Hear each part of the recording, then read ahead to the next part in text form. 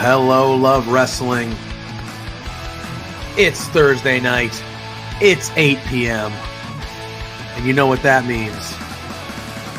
It's another new episode of Between Two Beards.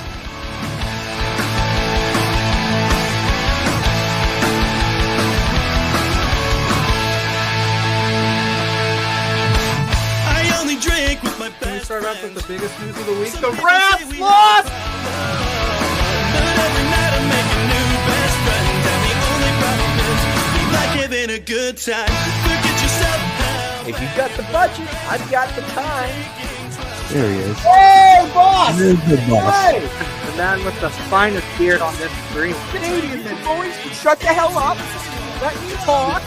You see, the Rads are resourceful. When I got beef with somebody, I can find a way to talk to them.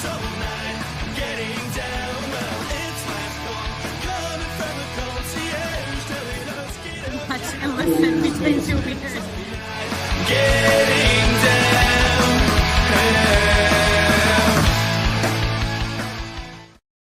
Hello, Love Wrestling. It is Thursday night.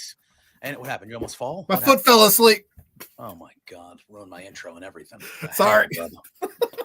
I had a good one too. I was loud. I was peppy. All right, do it. All right, do it again. Ready? Go. Hello, Love Wrestling. It is 8:02 now. And you know what that means. That our intro is a minute and a half. Our intro was late. Yes. It is another episode of Between Two Beards. Episode 197. We keep inching closer and closer to episode 200. I asked PLUGGO before we got on. I was like, it feels like we've been on 197 for 5 weeks. I double-checked I don't know what's going on. Because I thought the same thing, but I feel like it's probably right. But if it's not, then oh well, we're going to celebrate it when we say it's 200. It could be 205, could be 202. 205 live. We could do We 205 got two live. sweet Kyles up in the house. Yeah. We got Two Sweet Kyle saying And that he got Dustin. some time to tune in live. We appreciate you being here. Oh, Dustin thank is you. here. We got a big show on tap this evening. We got not one, but we got a couple guests tonight. Crazy. We look like New York Yankees today too. Don't you ever say that to Our me beards. ever again. Don't you ever You say were that here to me. last week. You were on vacation. Ever I had to bring again. it up. The New York Yankees are finally. I would allowing- never, in the words of the great Ken Griffey Jr., I would retire before I had became a New York Yankee. Oh, I would by retire. the way, how was vacation? Jose, it was shout out good. to Jose on the air for filling in last Yes, week. very much thanks to Jose on the air for filling in for me last week. Hi, Ophelia. Welcome in. I got to be Uh, honest. I feel like Jose was slightly upset that you weren't here. I think he wanted Listen, to be between the Understandable. Most people that when they come on the show, it is to be between two. I agree. the two beards, and not one of the beards was out. But vacation was good. Went up north to New Hampshire. Tried to stay away from as many New Hampshire people that I could, because but I was up in New Hampshire. Beautiful mountains, kind of away, not a lot of service, kind of away for 3 or 4 days, kind of just off the grid. as they say. You need that sometimes, man. Sometimes you need to shut it down. But as I did mention, we have not one but two guests joining us tonight. Rob Wilkins from Fightful will be joining us a little bit later on. He'll be coming on right around 9 o'clock in that hour. But first, we have a pal of ours that we got to spend a good amount of time with in Indianapolis not too long ago. I first met this person last year in Toronto at Money in the Bank, where WWE is currently in this weekend for some Elimination Chamber. And we decided, why don't we see if she's available? Why don't we bring her on? We'll talk some indie. We'll talk some wrestling. We'll talk some chamber. It's our pal, Stephaine Hardy. How are you, friend? All right, how are you? I'm good. I am good. Yeah. I'm Very so happy happy to have you. be here. I'm so happy to be here. It's like I said, like we haven't seen each other in 3 weeks, Yeah, but yeah. even though it feels like it's been forever in wrestling time, it's I like know. 3 weeks is almost like a month for us. But either way, I'm so happy to be on your show, and I'm so happy to have reconnected with you guys during Royal Rumble weekend, and we're here again, and I'm Yes. pumped about it. Yeah. Ophelia's in the chat already. She's yelling, Stephanie! Hey. But if you're in the chat, hit that like button, hit that subscribe button. Send us a super chat if you'd like. Yeah, I was gonna say if you want, Right you on the know, air.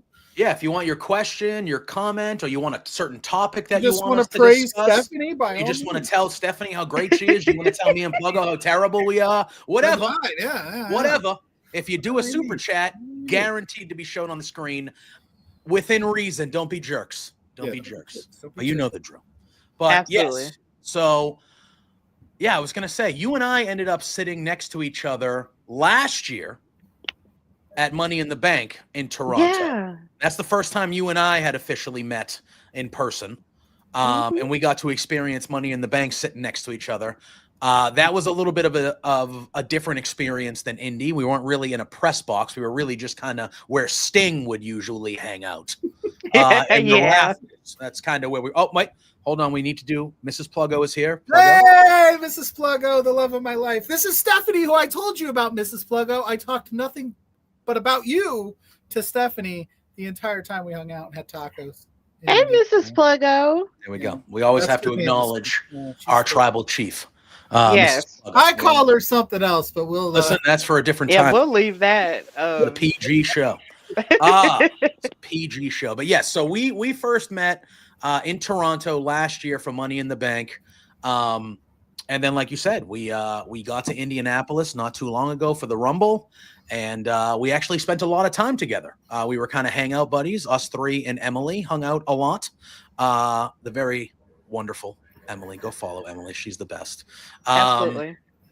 And we had a good time. We had a good time. And so how was when it came to the Rumble, we weren't really sitting near each other. We were obviously in the same press box, but we were a little separated. So before we kind of dive into this weekend and the stuff that's coming up in Toronto, what was your overall experience of the Royal Rumble, being there in the press box and kind of taking the Royal Rumble in?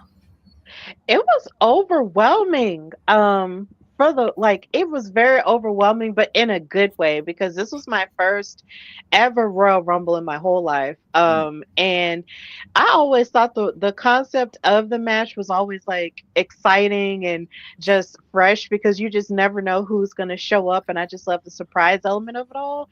But to see all of its grandeur in such a big stadium with all of us, together the way we were, it was just like a huge moment, and also a very, full circle emotional moment for me.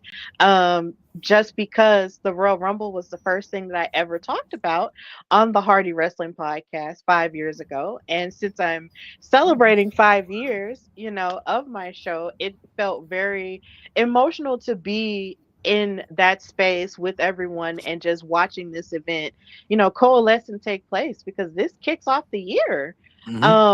Every year it kicks off the road to WrestleMania, and it's just like it deserves to be in the Big Four. It's one of those amazing events that you can cross off your bucket list as a wrestling fan. So I'm so thrilled to have been there as a fan, but even more thrilled to have represented my brand there with so many other amazing people who I watch and have worked with and have seen and heard about, and just met so many new people. It was just amazing, and I'm so honored to have been a part of it. I agree.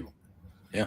5 years, huh? 5 years of your podcast, and here you are. How's that going? How's that been? So, we always ask the creators when they come on, like, how did you get that start into the career? Like, when did you go, you know what? Wrestling podcast. That's what I'm going to do. Yeah, well, I got into it in a weird sort of way, but not really that weird. I was a part of a Facebook group. And I was one of the administrators of it. I was the only woman. And I really enjoyed like posting pictures about things I was loving about wrestling at the time because this was, of course, 2020, and this was before the pandemic, though. And we had discussed multiple times about doing a podcast, and we had downloaded the apps and everything for our phone to do it, but we just never got around to making that happen. And because the landscape of wrestling was changing with the advent of AEW becoming a thing, and people still, having their discontent with WWE but still watching it, I was still just trying to focus on all the things I loved about it because I knew I would always love it because I always have. And because I had left that group and I just needed a place to put all of my thoughts about wrestling, I decided to just carry on with the idea of starting a podcast and just did it on my own. And I asked people, I asked fans, who are close to me, like, would you do the podcast with me? And they weren't really comfortable with that, or because they just couldn't fit in their schedule. So I was really on my own with starting it. And when I did it, I was nervous as heck. If you go back and listen to the first episode, I was like, ugh. But either way, I still knew that there was so much exciting stuff on the horizon to discuss. And I just talked about it, and there it was. And I just kept going because, wrestling never stops. And I was like, okay, well, I'll always have something to talk about. And that's how the Hardy Wrestling Podcast was born. Awesome. And we talk about that. We've been doing this show now 197 episodes, as we talked about at the time. I think it'll be 4 years. I've never asked JPJ about his first episode he ever did anywhere in his podcasting career. How'd that go for you, JPJ? I think it was a brunch, to be honest. I'm sure. Yeah, your first one was here? I never did anything on air at all ever before I was with Love. I mean. Yeah, no. Wow. No. I thought maybe you have because I did the same kind of Stephaine. I went to school, like college, for radio and television broadcasting. So like I have experience like hosting a college radio station or like doing things like that. And I know how to like run an audio book. Like I know things like that. Like, so I knew I could talk. I know I could do this type of stuff, but I had never really had a regular online type of thing like this until, I started here with Love Wrestling. Yeah. So that was 2021. So yeah, that's going on we're already past that 4-year mark. Cause I think I came like around February, and then you and I linked up in May, right after WrestleMania, May-ish. Yeah. So that'll be 4 years for us here. I did the phone app in the car thing. Like I was in the car with the Bluetooth, just talking in my driveway. Yeah. So that's awesome. Yeah. Dustin's in the chat. Go ahead. I was gonna say, Dustin asked a question for you, Stephanie. He said, when did you first start watching wrestling in general? Like when did you just first start becoming a fan of wrestling? Yeah, I started watching wrestling at the age of 4 with my dad. My father is a huge wrestling fan, and my grandmother before him was a wrestling fan too. And so, funny enough, all of my aunties who are like, my dad's older siblings, they didn't get into wrestling at all, but he did, as the youngest. It's funny. But he was into wrestling, and during the Monday Night War, he would tape WCW and WWF at the time back to back, so he wouldn't miss anything on the nights where he would have to work. And so he would come home and watch them backwards just to catch up with everything. And one day I just walked in and just sat on the floor and asked him what he was watching and who these people were, and he told me who the wrestlers were and what was going on, and I just kind of sat and watched it with him, and it's been like that ever since. Nice. I love that. I love that. I started watching super young as well. In the early 90s for me. Did you punch your dad as often as my 6-year-old punches me? Because I got him into wrestling young as well. No, I did not punch my dad because I actually have a funny story where I actually hit a family member, but not my father. I actually hit my grandfather pretending to be The Rock. And all right, fair enough. And my mom and my grandma laughed at me because of it, but they were just like, look, you can't repeat the things you see Correct. on It's a good lesson. TV. Yep, Yeah. yep. So, Same yeah. conversations. Yes, Yeah, it's Yeah. it's the proper conversations to have because, I'm sure Mhm. those wrestling fans, they go to school and they're ready to go. And then you get the phone call from the principal. Yeah, yeah, your kid gave a stone cold stunner to and they're like, so "Oh, far, geez."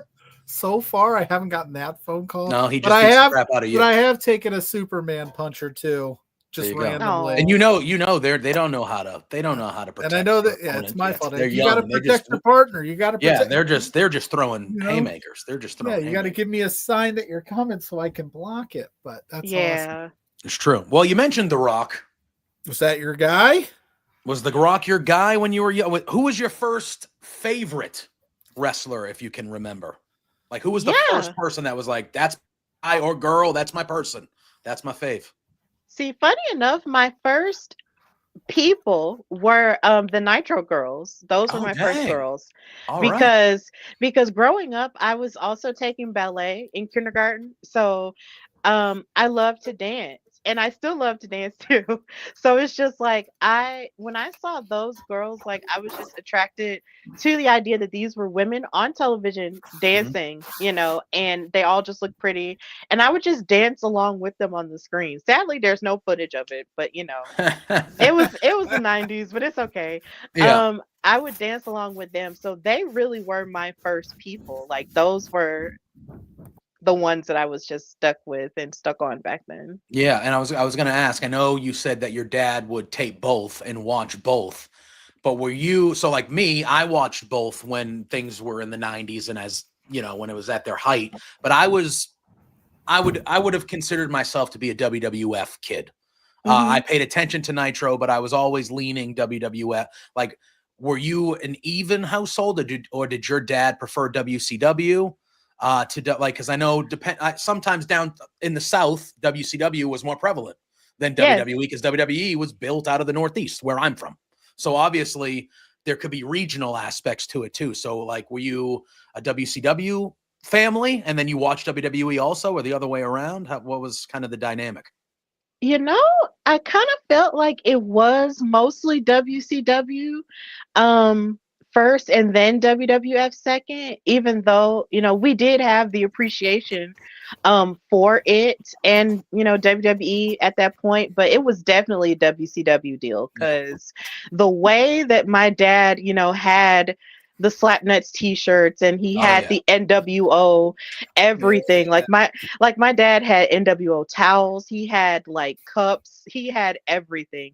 But then he also had a hat with The Rock on it as well. So it was a little bit of both, but it was definitely like a WCW heavy household at one point. So it was both, but it was definitely WCW. Yeah. I was WCW heavy early on because it was longer and it came on earlier. Yeah, I was going to say WCW came on at 8 and Raw didn't come on until 9. So you had that whole first hour with just WCW. So if they had you hooked, just stay. And that's when they would throw the cruiserweights out there and they'd have all these great matches and all this stuff. And you'd be like, this is rules. And then Raw would start and I'd be taping it or some sort, but I would kind of shift my attention over to Raw. And then I would kind of flip during commercials and it was just a crazy time. And really, it's hard to explain to people that don't understand, but like these were like two can't miss shows on against each other every single week where they were just trying to one up each other with the biggest stuff they could possibly. It was just a crazy. Because if you missed if you missed it back then. There was no, like if you weren't taping, there was no DVR. there was no YouTube. Right. There was no Hulu. Yeah. We're showing our age here a little bit on this program, but yeah, you'd have to wait till the next week, or you'd go to school and all your buddies were like, did you catch what happened last night? And you're like, no, I had to go to bed early. I was, or whatever. So no, this is why I think like we're spoiled in this day and age. I tell you, with the wrestling content where you can just add a click of a button, have whatever you want. Yeah, we really are. Yeah. And it's crazy because we are the most spoiled we could ever be as wrestling fans. But I also feel like people take that, how many times do we have conversations on our podcasts or on our shows where somebody new will show up, and you'll have those clowns that show up and go, "Oh, there's no bill. I don't know who this person is," and blah blah. It's like, do you know when I didn't know who somebody was? I had to literally just wait, or like go to the video store and rent a tape from like, you know what? Like, you can go on YouTube and type in that person's name and watch 50 of their matches if you want. Right. I couldn't do that back then when I didn't know, early in the 90s, and I'm 5 years old and I see Ric Flair in WWF for the first time. I'm like, who is this guy? Who's the shiny robe? Who is this guy? I had no idea who he was because I'm a child. And I couldn't go on YouTube and go, oh, let me just watch this Ric Flair Dusty Rhodes rivalry and be like, wow, this guy's important. Like, I just had to figure it out. It's crazy. Right. It's crazy how easy. Yeah. And then funny enough, you know, thankfully, like, I don't know. Well, I know how he did it, but it's like my dad like had all this stuff, you know, in his head. So it was almost like any question I had for any person I saw, like he knew everything. Mm-hmm. Like he would tell me, oh, this person was here and this person was there and he does this and blah blah blah. Like he told me everything. Like he gave me the game, and I'm happy. I'm so happy that he did that, because he set the foundation for what's happening now, whether he knew it or not. So yeah.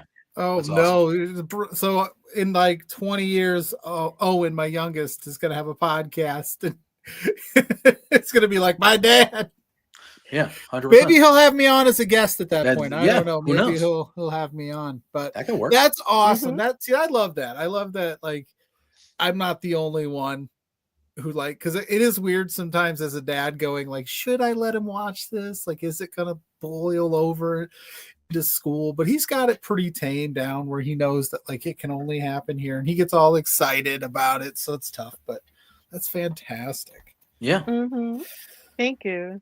Yeah. I love it. I love Well, it. you did mention The Rock. You and did. obviously I haven't. We got to talk about this. Yes, but we're gonna get to some chamber talk, which The Rock will be involved at Elimination Chamber. But we have to talk about last week, as I'm kind of chilling off the grid on vacation. The day before, or the Wednesday or Thursday, the day before, a couple days before, everyone gets the notification that The Rock is going to be showing up on SmackDown. And not only is The Rock showing up on SmackDown, but they also announced that after SmackDown, they're doing a press conference as well, which never happens after SmackDown, ever, almost, you know? And so everybody, including me, who's like, kind of like, I half have reception, I half don't. Everyone's like, what does this mean? Is he going to be at WrestleMania? Is he going to be fighting now? Is everything changing? Triple H is even sending out tweets where he's like, you know, when he shows up, anything can change in an instant. Like, he's kind of leaning into it. We're all like, oh my God, is the WrestleMania card we thought we were aiming for completely going to be different now? What's going on? You're taking Jay's spot. Yeah, like something's happening crazy. PTSD, bro. Yeah, Right. Yeah. I thought the worst immediately. I was like, all right, whose spot is he taking? Yeah. And Like, then, major. Yeah. Because it's so funny. Like, I get PTSD from it, because literally last year in February, when him and Cody shook hands and hugged each other, me and my boyfriend were at that show because I was in our hometown, and we just looked at each other like, what the heck is going on here? What? it was awful. Just not at WrestleMania? What do you mean? So Yeah. now anytime The Rock shows up, I just be like, it's like I'm 50% happy and 50% terrified. Exactly.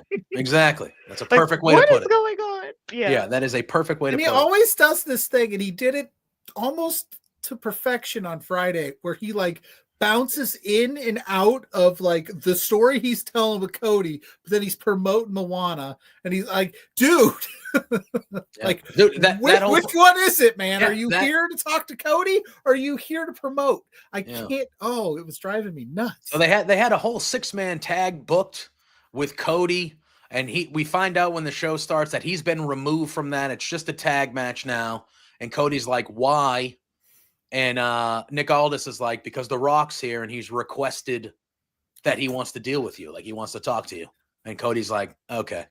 So The Rock comes out, and like you said, Pluggo, he's half being like the happy-go-lucky, hey, it's great to be here. I got goosebumps. I got all this. And then he's telling someone he's going to slap the syphilis off them up. And I'm just like, okay, well, he's he's he's calling them pieces of trash, the crowd, but then he's like wanting them to pop. It was just kind of, he's doing that thing where he's going between the character and not. Then he calls Cody out, and they do what they do. It was very long, and it was very long. And he's talking to Cody, and he says, you've been a great champion. We become friends. He showed a picture of their moms being friendly with each other. He's going through this whole thing. Mama and he goes, Rhodes. and he goes, you've been, the leader of this company, the standard bearer, you've been doing great, but I want more for you. And he goes, I want you to be my champion. And Cody's like, what? What does that mean? And he goes, I want you to be my champion. Like, I want you to be the champion of champions, like the guy, like the top of the top, all the money, everything you ever want, I can give to you. I just want you to be my champion. And then, this goes back and forth for a while. And then Cody goes, he's kind of looking at the belt like, you want the belt. Like you want my championship is what you're saying. And The Rock ends he goes, no. I don't want your title. He says, I want your soul. And then what he does just that leaves. even mean? And Cody there should have got nominated for an Oscar this Sunday for the facial expressions that Cody was putting on in that ring. He looked so perplexed. Stephanie, I need you to make sense of it because I'm still confused about what happened on Friday. Well, she's like, me too. It's so funny because in the go-between, it's like, it's so funny how he can just go and insult the people in New Orleans after telling them, oh, guess what? WrestleMania is going to be in New Orleans next year. Yay. Yeah. And, I was pumped about that because I love New Orleans, Mania in the South. Let's go. Yeah. So that was cool. But then it's just when him and Cody got together, I was wondering, like, where are you going with this? And when he said, I want your soul, and when he said, I want you to be my champion, my brain instantly went to, okay, so you want him to be your corporate champion. Yeah. Like you were back in the day. And maybe that's where they're going with it. And I didn't want to like look at it in that weird way because I thought about it. But then sometimes the things you think about that you think is about to happen in wrestling winds up turning a different route, and and it tells you don't have all the answers because they'll change the questions. So I was like, okay, corporate champion, this is probably where they're going with this. And it would be funny because The Rock was feeling like this at first back in the day, but now he is on the board and it's different now. He is the corporate entity and he wants to control Cody. And that's kind of how I felt about it. But then, of course, it was even more confirmed after he said, look, I'll give you until Saturday to give me the answer. Like, you ain't got to give me the answer now, but just give it to me later. And I'm just like, okay, so you dangle all of this, all of these possible treats that you can give Cody, all of these perks you can give Cody. That's kind of what it's giving. Like, oh, well, I could give you this if you give me your soul. And it's just like, there's like a morality play to a degree because every time we've seen Cody since he's been in WWE, he's sort of been like the stand-up guy until he's had to crash out on people and, tell people like, look, like, you're just not going to F with me and I'm going to get to the main event because this is where I belong.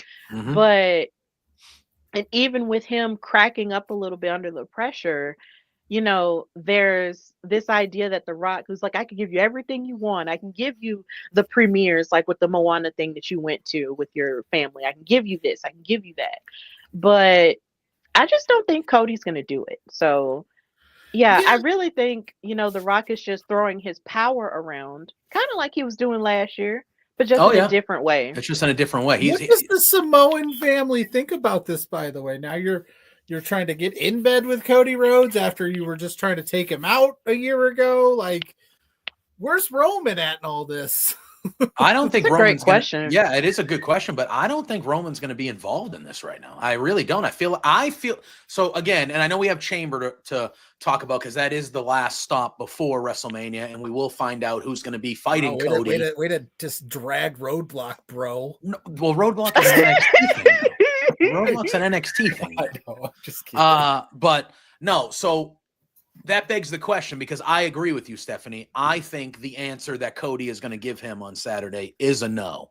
Now, I don't necessarily think that means that Cody eventually does not sell his soul to The Rock, maybe in the WrestleMania match against John Cena. Maybe. But I'm kind of leaning your way where I don't think it's going to be Cody, but then that leads to a whole other question. Because now the way that I look at it is The Rock wants Cody to sell his soul to The Rock to be his corporate champion. But now I'm looking at it as, well, if Cody doesn't, someone is. Someone is. Whether that's a CM Punk, whether that's a John Cena, whether it's Cody himself, someone is going to sell their soul to The Rock. Like, I feel like that's the direction we're going to go in. So obviously we need to figure out the final game plan for Mania, because I don't think it would happen until Mania, most likely. But at the same time, got to throw wrenches in the Mania. Yes, and that's what we're doing here. Because, and again, we got to figure out what happens at Chamber. But like when we start talking about Mania, we've seen the reports of the match. You know, oh, it's looking like it's going to be Roman, Seth, and Punk in a 3-way, and Cena and Cody, and all this stuff. And that might very well still be the case. But I think that this storyline happening this close to everything, it tells me that there's still a chance that the WrestleMania card still kind of. But they're going to tell you that this was the plan all along. Well, that's how they do it. That's how they do it. They're not going to admit that they did. I sat there on Friday and we all know as wrestling fans that you've got to suspend your disbelief a lot to make it make sense, right? But I'm sitting there just like, this makes no sense. Like, what do you want? I know Cody has the championship, but you don't want that. You want his soul. You want to control Cody, but don't you already kind of control Cody? You took him out of that match because you wanted to talk to him. I mean, you're on the board. He's the boss. He's the boss. He What said more in do this you- promo on SmackDown, he goes, I am the decision maker. I own all of this. I So- own all of this. I mean, So- what more? I guess just are we going to ultimately see a divide where there's going to be like Triple H's guys and Rock's guys, and like we're going to have some kind of split down the middle type deal? I don't know. War games. Oh, you know what I'm saying? War Because games. Triple H versus The Rock. You could like That sounds like a meta version of the invasion, and I would be here for Yeah. that. That would Yeah. be nuts. Yeah. because Yeah. there's got to be some big grandiose plan to this outside of just like, oh, I got Cody in my back pocket now. That's why I kind of wanted to get into a little bit before, because it's to me, all right. Like so we've all heard I'm the rumor- Rock. I want Tozawa on my team. Dude, That's for sure. we can talk about that all day because I loved everything about that on Monday with him and Gunther. I loved all of it. But all right, so we've heard the rumor. Okay, so to me, I named the 3 guys that I think are the 3 possibilities for who will sell their soul to The Rock. I think it's between Cody, CM Punk, and John Cena. That's what I personally think. So when we hear the rumors about WrestleMania, when we've heard the rumored match of Seth versus Roman versus Punk, which if that happens, that'll be a terrific match. The star power in that match is crazy. But if I were to say, what would intrigue you more? That triple threat with those 3 individuals, or a triple threat between Cody Rhodes, John Cena, and CM Punk for the title? What would intrigue you more? With The Rock kind of looming over Pulling the strings, puppeting all of it. See, funny enough, I feel like a triple threat with Cody, Punk, and Cena would intrigue me. Because of course Punk would finally get the one thing that he always wanted, which is to main event WrestleMania. And that would satisfy my soul in another way. But I would almost a triple threat with that would be really cool because it's like you have Cody sort of fighting to protect his championship. You have Cena who is getting ready to wrap everything up. Going for the but record. wanting to, going for the record and having, his glory and end on top. And then you have CM Punk who's hungry, but then at the same time, in the back of your mind, he has the favor. Mm-hmm. Yeah, that's right. I forgot all So- about that favor. The one that I feel like I would be the most interested in there. So Yes. yeah. Because I with this whole new thing with The Rock and this whole thing that we're getting with him and Cody now, which I don't think any of us were kind of expecting The Rock to be around at all. That was kind of the inkling they were giving us, is that he was probably not going to be around this go round. And now he's here, and he's not really going to wrestle, but he's going to be involved with, you would think, the biggest storyline happening at WrestleMania for the world title. I think about what you just said, Stephaine, a triple threat with Cena there, his last WrestleMania, going to break the record and win the title. Cody trying to defend his family's legacy and his championship. And then you have Punk, who still has fighting the same problems he had 11 years ago. Yes. No, John he's Cena, hungry. The Rock are in his way. And Stephanie said he's hungry. Is he hungry enough to sell his soul to The Rock Could you? I don't think so. to get in that match, or to even maybe win Could you imagine that match? him Because they have it, and I Punk just and The think of Rock like, aligning? well, I think about leading up to Mania. Think about the one-on-one promo that we could get with The Rock and John Cena. Like if Cody says no on Saturday, right? If Cody says no on Saturday, think about The Rock trying to convince John Cena to be the one, and that promo on a Raw. Think about The Rock trying to convince CM Punk, and that promo on. Think about the stuff that we could get heading into WrestleMania with the four of those guys as the centerpiece of what's going to be the night 2 main event. I would be in tears. I just think it would be great because What if he says yes? Well, I think there's a good chance. I think there's a chance that Cena wins the Chamber on Saturday. We get the one-on-one match with him and Cody, and I think there's still a chance that Cody does sell his soul to The Rock. He just does it at WrestleMania and turns heel on John Cena to do it. I think that could happen. 100%. I think that could happen. You know what's so funny? I didn't start thinking about the possibility of John Cena being heel, and even in this inclination of selling his soul, until Adam Barnard, who is an amazing creator and amazing writer for Screen Rant, wrote this article of how it's been 5 years since the Firefly Funhouse match between Cena and Bray Wyatt, and how in that match they talked about what would have happened to John Cena had he actually hit Bray Wyatt with the chair in their match at WrestleMania 30, and if he and if they had have created a heel persona for him through that. And Adam really triggered something in me where I really just had to sit there and think, what would have happened if he had gone down the road of a heel wrestler who was so good for so long, but then decided to take a dark turn. And now, of course, we don't know that because he stayed on the straight and narrow, and he was so good, preaching never give up for so long that we loved him for.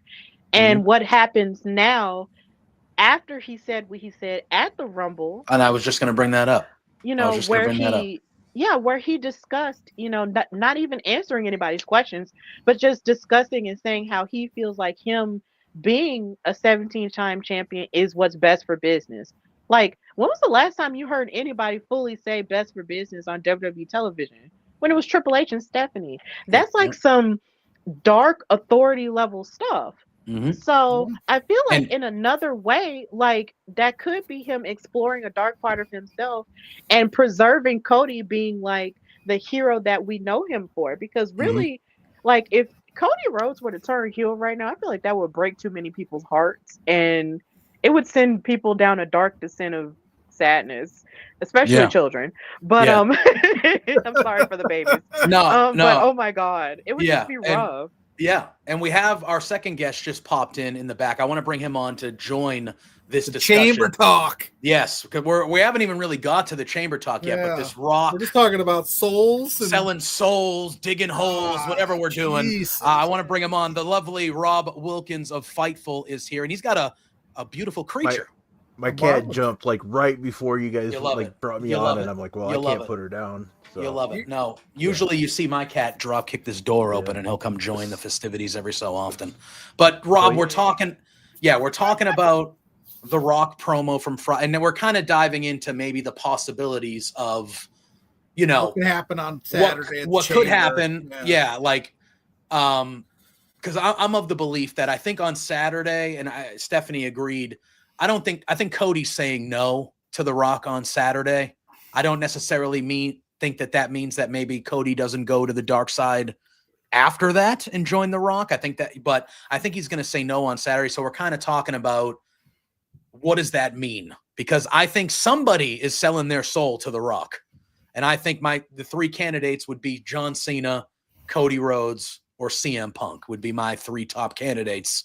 Do you have anybody else in mind? Where's your head at about what we can see? Because, Stephanie brought up a good point. John Cena's been this really cookie cutter babyface guy for 15, 20 years. Well, at the Royal Rumble, the way he handled business at that press conference, like not taking questions, speaking with a little bit of entitlement, which John Cena has never spoken with entitlement ever.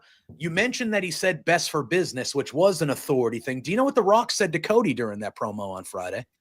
He said that Cody becoming The Rock's champion would be best for business. Crazy, isn't it?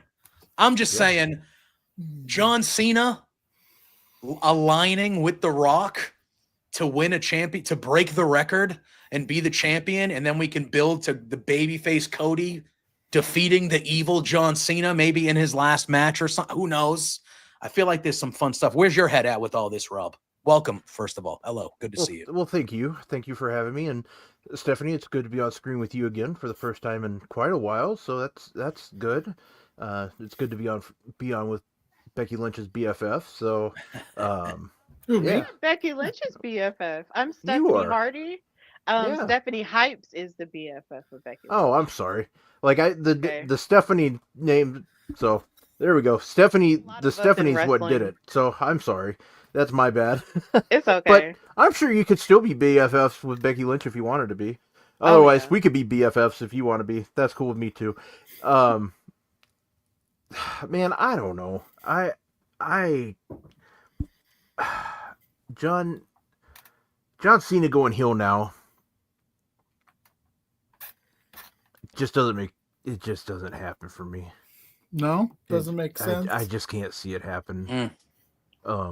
Why? It's kind of the why now, right? Like, why would you wait till the last 8 months of his career? Well, if he keeps striking out and he can't get to that 17th, then eventually he's just like, he's that man at the end of his rope, so to speak, right? So he's playing that up. That's kind of where my head's at with that. But I mean, Cody's saying no on Saturday. You don't see that right away. There's no way he said yes. I think that is without question. Now, I think it comes down to Seth Rollins and CM Punk, and what does it for me is I think CM Punk is because CM Punk says he's coming at you from the front. The Rock will do it from. I think that's where I think they're going with, but I could be wrong. Yeah, CM Punk, of those 3, I feel like CM Punk would be the person I would bet on the most. I just think there's not my man Phil. Because CM Punk and The Rock clearly have a history, but I think that would show the desperation that Punk has to not only be in the main event of WrestleMania, but do what it takes to win the title in the main event of WrestleMania. And then you can have a major CM Punk heel turn. Let's go that way, go that direction, because you're talking 3 of those guys are in the chamber. Yeah, so we should probably talk about the chamber. So the men's chamber is Punk, Rollins, Drew, Logan Paul, John Cena, and of course I'm going to blank on the last Damian one. Priest. Damian Priest. Loaded chamber match. Yes. Now the winner gets Cody. Correct. Mm-hmm. So we got to decide the winner. Does the winner sell their soul to The Rock to get past Cody at Mania? Is that what we're going for here? Yeah, I think Cena's winning it because I don't think they're going to play around too much with this like he's coming up short thing because he's running out of surefire opportunities to get him at WrestleMania. What do you do with him at WrestleMania if he's not wrestling for the championship? Yeah, that's a good question. It is, and so I was right with you there, Pluggo, where I was Carmelo Hayes. Yeah, that would be awesome for Carmelo Hayes. He needs give me the Massachusetts connection that I want. I low key kind of want that to be one of Cena's last matches is against me Carmelo. too. That's what I kind of want to happen. But I was with you, Pluggo, where I'm probably still leaning that way, but I was like, John Cena is going to win the men's chamber on Saturday. I feel pretty confident. Without question, the thing I feel most confident about is the final 2 is going to be him and CM Punk. That's going to be the final 2 in the chamber. We're going to get that moment with those 2. and the crowd and me sitting on my couch are going to be blacking out, and it's going to be incredible, and it's going to be a nice tease for when we do get the final match between them two at some point. But now I'm like, well, The Rock is going to be there. If Cody says no to The Rock earlier in the evening, while I do think we find out probably at WrestleMania is the time to do it, but do we see a CM Punk sell his soul to win the Chamber and get that main event because he's so desperate before we get to Mania? No. I'm just kind of like, I don't know how they do it. I don't know how they do it, but I'm still leaning Cena. Stephanie, you're saying no, so you're thinking that they save that if they do that. Yeah, I don't think CM Punk is going to sell his soul. This is a man who showed up on Raw wearing a Chicago Teachers Union T-shirt. True. That is not the type of man that sells out for any type of corporate anything. Like, that is a man of the people for real, for real. So I just don't see that happening with him at all. I mean, yeah, he'll make a deal with his friend because, you know, he made a deal with Paul Heyman, you know, with that whole favor thing. But as far as like doing something that's not in his moral compass, I just don't think that would work at all. So do you think who are you picking to take care of business in the men's chamber? Oh, you're asking me? Oh, yeah. Yeah, I'm definitely leaning towards John Cena. Yeah, definitely John Cena, because from a storyline perspective, I've heard, and even in so many interviews, I've heard Cody Rhodes talk about how he's admired John Cena for years and the way he carried himself as the face of WWE for a while and how he sort of wanted to be that. So the idea of those two getting to fight each other at WrestleMania with one person sort of passing the baton, in a way, whether depending on who wins, I mean, it could go either way. But I feel like if John Cena were to lose, it would sort of be like a passing of the baton to Cody to be, you know, the new guy now that he's getting ready to, you know, ride into the sunset. So yeah, you know who needs to sell their soul before Rob makes his pick? Drew McIntyre. Dude's taking nothing but else. He was the one that's saying Roman's out there playing chess while you're all playing whatever's left of his soul. Right? If he's got any left, he could be a perfect candidate. Yeah. Rob, I know you're taking Logan Paul, right? God, no. No, I'm taking Logan Paul no, definitely not. God, people would riot. People would riot if that happened. You know, I've been going back and forth on this because I just, part of me is like, I picked Cena to win, but part of me is just like, I think it's just too obvious with Cena, so I keep leaning towards CM Punk. But then I just like, it's one of those things I just don't know, because they've made it very, very intriguing, because to me it comes down to two guys. It's either Punk or it's going to be Cena. Like, it comes down to those two, and I think Cena is the better story. Obviously, I think that's the way they should go. I like the idea of Cena turning heel. I think we all do. But my thing is, I just can't see it. Why now? And even the category, she's had enough of this talk. And it would make good TV. I think we all know that. It would be very intriguing. It would get people to watch Raw, SmackDown, maybe, you know, like, it'd get people to watch all the way up to Mania to see what's going on. Could I see what I could see happening is if they do the Sell My Soul, like, if Cena does it, I can see it being like a double turn type thing, where Cena does it, but then he doesn't do it. You know what I mean? Like, he said you'll do it, but I don't know how they'll do it, but that part is way above my brain capacity, how far that could go. But with CM Punk, it makes a lot of sense to go that route, with the selling out, even though Stephanie made a great point with the teachers union shirt. He does not seem like that kind of guy at all. He's never seemed like that kind of person. Like he's here to make money. He's not here to make friends. And that's what would make this pretty cool, though. Too is that would be part of the sellout. Like I mean, the Rock was a big reason of why he left.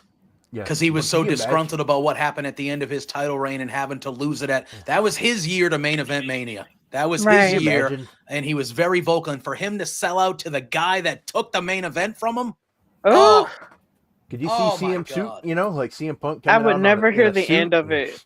Oh my God! Oh man, it would be good. It would be good TV. Yeah, and I mentioned it right before you came on. I was like, we've heard the rumored matches, and the rumored match is Seth versus Roman versus Punk in a triple threat match. And I asked Stephanie, I said, how would you feel if Punk was in a different triple threat match and it was Cody versus John Cena versus CM Punk for the world title to end night 2 of WrestleMania with The Rock looming over the whole thing? And think about the promos leading up. Like Cody says no to The Rock on Saturday, right? Think about the promo between The Rock and John Cena trying to convince Cena to be the one. Think about the promo between The Rock and Punk trying to convince Punk to be the one. And then think about the promos with all 3 of them or all 4 of them, however you want to do it. I just feel like if that were the triple threat match with everything that we now know from The Rock showing up last week and this whole sell your soul, be my corporate champion type thing, I think that triple threat match for the title with Cena going for the record, Punk in the main event of Mania, but trying to win the title, Cody trying to keep his legacy and his fan, oh man, I feel like there's a lot of intrigue and money. There's a lot of intrigue and money in that. Yeah. All right. So we all think John Cena is gonna leave as the Elimination Chamber winner on the men's side. But that's my pick. I feel like, again, I agree with all of us, but I agree with Rob. To me, it's Cena or Punk. And before The Rock showed up, I was way more confident that it was John Cena. Now I'm kind of like, what the hell's going on, Yeah, the one person I know it's not going to be Logan Paul. It's not going to be Logan Paul. Yeah. It's just in. Yeah. Like, I would feel bad if this is where they set up a Logan Paul Drew McIntyre feud, because man, what do we think about? Yeah, I wrote the same thing on LoveWrestling.ca. That would not be good. That would not be good. Like, do we think if they did go the CM Punk route, do we think that they could set up a Logan Paul and John Cena thing in this match, where we get John because Pluggo, you had asked, well, if Cena's not fighting for the title at Mania, what do you do with John Cena? Well, him versus Logan Paul would be a high-profile match that John Cena can easily win and get a victory in his last WrestleMania. He beats a guy that everybody hates. It's real easy peasy. Yeah. Lemon squeezy. Yep. Yeah, lemon squeeze. Yeah, so I feel like that's a way they could go. I don't know. I just feel like, again, The Rock kind of with this over looming thing now is just creates a whole nother, I don't know what's going on now. Which is, listen, as a wrestling fan, I kind of prefer it that way. But it's still it's like, nice to not know. Yeah. But unfortunately, on the women's side, wait, do you think? Wait, it's all the. I think the women's side is like it's either Liv or Bianca at this point. There's really? Yeah, I think so. I'm more confused about who's going to win on the women's chamber than I am the men's. I at least have an idea of who's going to. I have no idea. Really? None. I think Bianca or Bayley, if I had to choose. I think Bayley and Roxanne cancel. I think Bayley and Roxanne cancel each other out. Yes, but Liv Morgan just won the tag belts. I don't think they're going to do Liv and Rhea again. No. Like, well, up until Monday when she won the tag belts, she was the front runner, in my opinion. It's crazy. Yeah. What do you think, Steph? For me, for the women, my top 2 choices are Bianca and Naomi, honestly. Okay. Because the reason why I say Bianca is because, since they've lost the women's tag team titles, which is as devastating as that was because they were amazing, they're both sort of chomping at the bit to get back into singles glory. You have Bianca, who has won Elimination Chamber before, to get there. And she's, that would be a good way for her to have a championship match against someone who she's had a feud against in the past in NXT, and then she could finally defeat her and keep her Mania undefeated streak. Like, that would be awesome. But then you also have Naomi, who here lately has been losing quite a lot due to circumstances beyond her control, or due to her just being either overpowered or outmaneuvered in some way. And I'm sure she would be hungry for a great moment for another great moment at WrestleMania, because she has not had one since she won the SmackDown Women's title in Orlando. And I feel like for her to do that and also sort of recapture the championship glory that she knew she could have in TNA, that she did ultimately get, her versus Rhea would be really good, and it would be something different because we haven't seen those two fight each other. It would be cool. So those are really my top two choices. But of course, they're friends and you have that conflict, and that would just be like, oh my God, what's happening? But either way, those are my top two. And then we also have the other Jade Cargill situation happening when it comes to Bianca and Naomi. I thought we were going to see Jade on Monday, to be honest with you. They kind of... Me too. Yeah, I thought she was going to show up. I had a feeling that they were going to lose the tag titles, which they did. First of all, that main event, spectacular. Like, so good. Just a great main event in that tag match. And I had a feeling they were going to lose the titles, but I thought Jade was going to be involved in that whole scenario. But we didn't see Jade on Monday. It makes me think, do we see Jade on Saturday? And does she get involved in, because when you look at this, right, obviously Bayley and Roxanne Perez have had a little bit of an issue, so you could see them taking each other out, involved with their stuff. You have Bianca and Naomi, who just lost the tag titles. Will there be friction because of that? We have the Jade Cargill stuff. Liv Morgan and Rhea, we've seen a whole bunch of times already. The only person in this match that doesn't have other things, and now Liv Morgan is one half of the women's tag champions now as well. The only person in this match that doesn't have other stuff going on is Alexa Bliss. She's the only one that doesn't have other things happening, which makes me think, is there a chance that her pops have been giant? Is there a chance that she sneaks in there and shocks everybody? I don't think so, but like, I don't know. Because to me, and obviously, Rob, I want to know your opinion, where you're thinking. To me, the biggest match that WWE has, doesn't matter the division, the jet, whatever. The biggest match that we haven't seen proper, to me, is Rhea and Bianca. To me, that is one of, if not the biggest match that they have, no pun intended, in their chamber for whenever they want to use it. And is there a decent amount of time between the Elimination Chamber and WrestleMania? Yes, there is. And would that match be incredible at WrestleMania? Yes, it would. But I feel like that match would deserve a bigger, longer build than from Chamber to Mania with those two. That's a long time. It is, but I just feel like it deserves something bigger than that. It would feel a smidge rushed to me, because that to me is a money match that I want built for. I want teases. I want all sorts. I want months and months and months with these two, and. So I look at this women's chamber and I'm like, I don't know if I have a final pick right now of who I think is going to win. Rob, where's your head? Like, what are you thinking about when it comes to this? Because there's a lot of other factors involved with a lot of these women. Yeah, well, I mean, we're what, 51 days until WrestleMania? Yeah. So, I mean, you're right. 51 days, you think about it, it seems like a while, but to build a Rhea and Bianca WrestleMania match, I would want to see a little bit more time with them.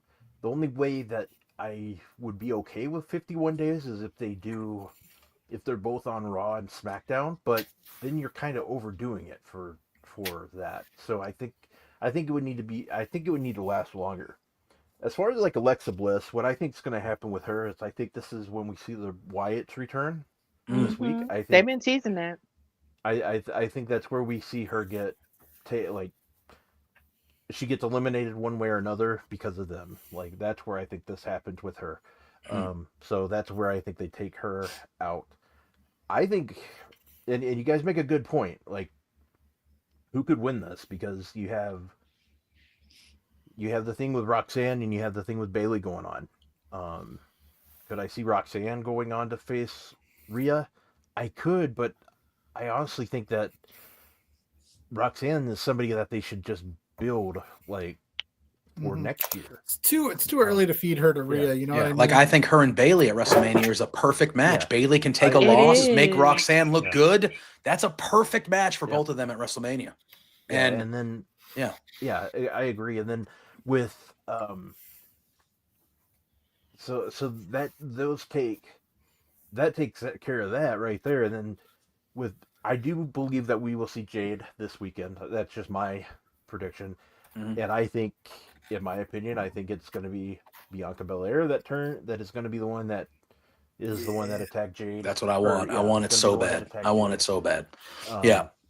And I think that will set up a match for them. Oh no, it's going to be sad, Stephanie, but so I think Naomi wins. Okay, that'd be interesting. That's why that'd be fun. I think that's how they go that route.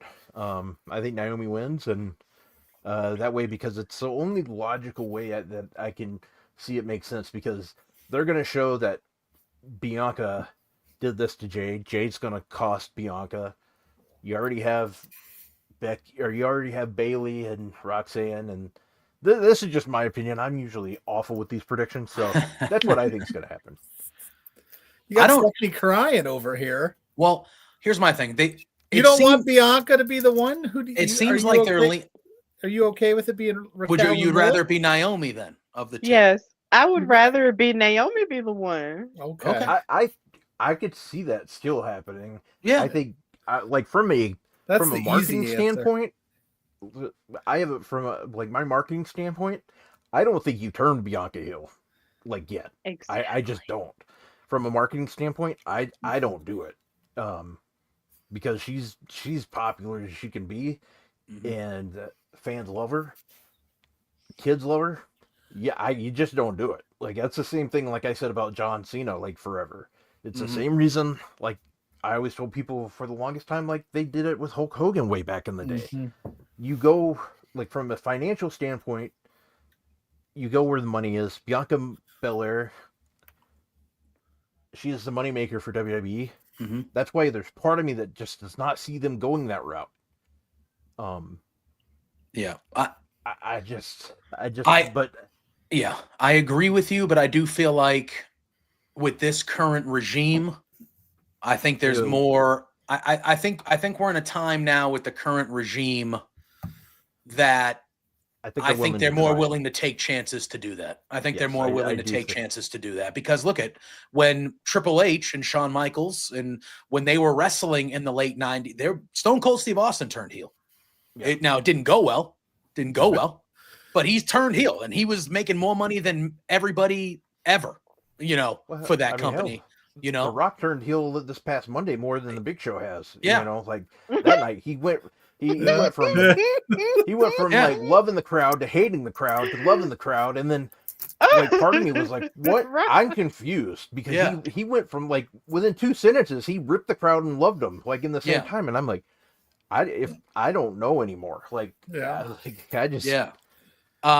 Before we continue, I want to thank Graymaker Wrestling Podcast. He comes in with the super chat. Thank you for the super chat. Hopefully everybody knows what movie he is quoting. No, Kevin. I know for a fact that you don't party, okay? You do not party. I'm the only one that parties. So that I'm Rod and I do the stunts. No, you're Kevin. Yeah. One of the great comedies of our time. Hot Rod. One of the great comedies of our time. All right. Now I need to remember, because I was going to make a point to what Rob just said. Rob, he likes to party. No. I forget now, dang it. I was going to make a good point, and I was like, let me acknowledge the super chat first, and now it's gone. It's gone. Like to party. Yeah, I like to party. Damn it. I'm going to remember Kevin Owens, he likes to party. Does he, though? No. He likes to stand up. What the hell was I thinking about? Parties. Yeah. I don't know. I don't know. Those. Scott does bring up a good point, though. He says if you saw Bianca's face after they lost the tag titles on Monday, she did not look pleased that they lost. And Naomi was the one that took the pin. I do think that will come into play between the two of them in the chamber. I think there will be some section of the match where we do see kind of a miscommunication or a disagreement between the two of them. I am kind of agreeing with Rob that I do think we see Jade on Saturday. and she's going to attack somebody or go after somebody, and that's going to be who we think is going to do it. Yeah. Oh, I was saying, yeah, the current regime kind of, I think we are in a place now where they'll be, because earlier we were talking about maybe not on Saturday, but maybe down the line, Cody does accept if it ends up being Cody and John Cena one-on-one at WrestleMania, could you see Cody Rhodes turning heel to beat John Cena and kind of aligning with The Rock and keeping his belt and keeping his like that could happen? And Cody's he's a top merch, you know what I mean? Like, I feel like in a past regime, if you made money and you made good money, they were going to keep you as is. You were going to be as is most of the time. I feel like Triple H, who was kind of raised in an era where people were turning all over the place, big guys and whatever, I feel like we'll kind of be more like, look what they're doing in NXT. They're kind of teasing Trick Williams going heel. I think Trick Williams is going to end up being the leader of that new group down there. Ooh, I think that's what's going to happen. I saw someone say that, and that devastated me because I'm just like, Trick, no, why? Yeah, there's so many people going to the dark side, and I need them to come out and come to the light. Yeah. Like between him and Kalani and so many others, I'm like, look. But I agree with Sullivan. You can't do Cody and Shawn Bianca Michaels both heel at once. That would be too much at once. But yeah, I know. Oh, we had our pal Kimmy. Wow. Came out of retirement just to leave this comment. She said, "Look at all these wonderful people. You're wonderful too, Kimmy. Aww, good to see you. Hope you're well. Hope you're well." The only other match announced for the card is KO and Sammy. Chelsea Green is Did they announce something else? I know Chelsea. Yeah, Green we have a tag match. We have Tiffany and Trish against Nia and Candice. I forgot. So we can talk about that one. That's there are no stakes to that match at all. I know Stephanie is busy, so I want to make sure we get her predictions in on all the stuff before she leaves us. Hopefully she stays forever, but she's no, so we can keep on going. So why don't we actually talk about that match, because the last match is my main event of the evening. So let's talk about Tiffany Stratton and Trish Stratus going against Nia Jax and Candice LeRae. Obviously, Trish hometown in Toronto. How could I forget about that? It's really, no offense. I'm sure it'll be entertaining and fun, but this is really a nothing. This was just kind of a put together, how do we get Trish on the card kind of deal here. Put her in the chamber. Yeah. I think this match will be fine for what it is. I think Tiffany and Trish are winning. I don't see them having Trish fight, in Toronto for her to lose. I think this match will be fun. You get the legend spot with Trish, but I see this going, one way with Tiffany and Trish. Both initials TS, by the way. I think they're gonna win.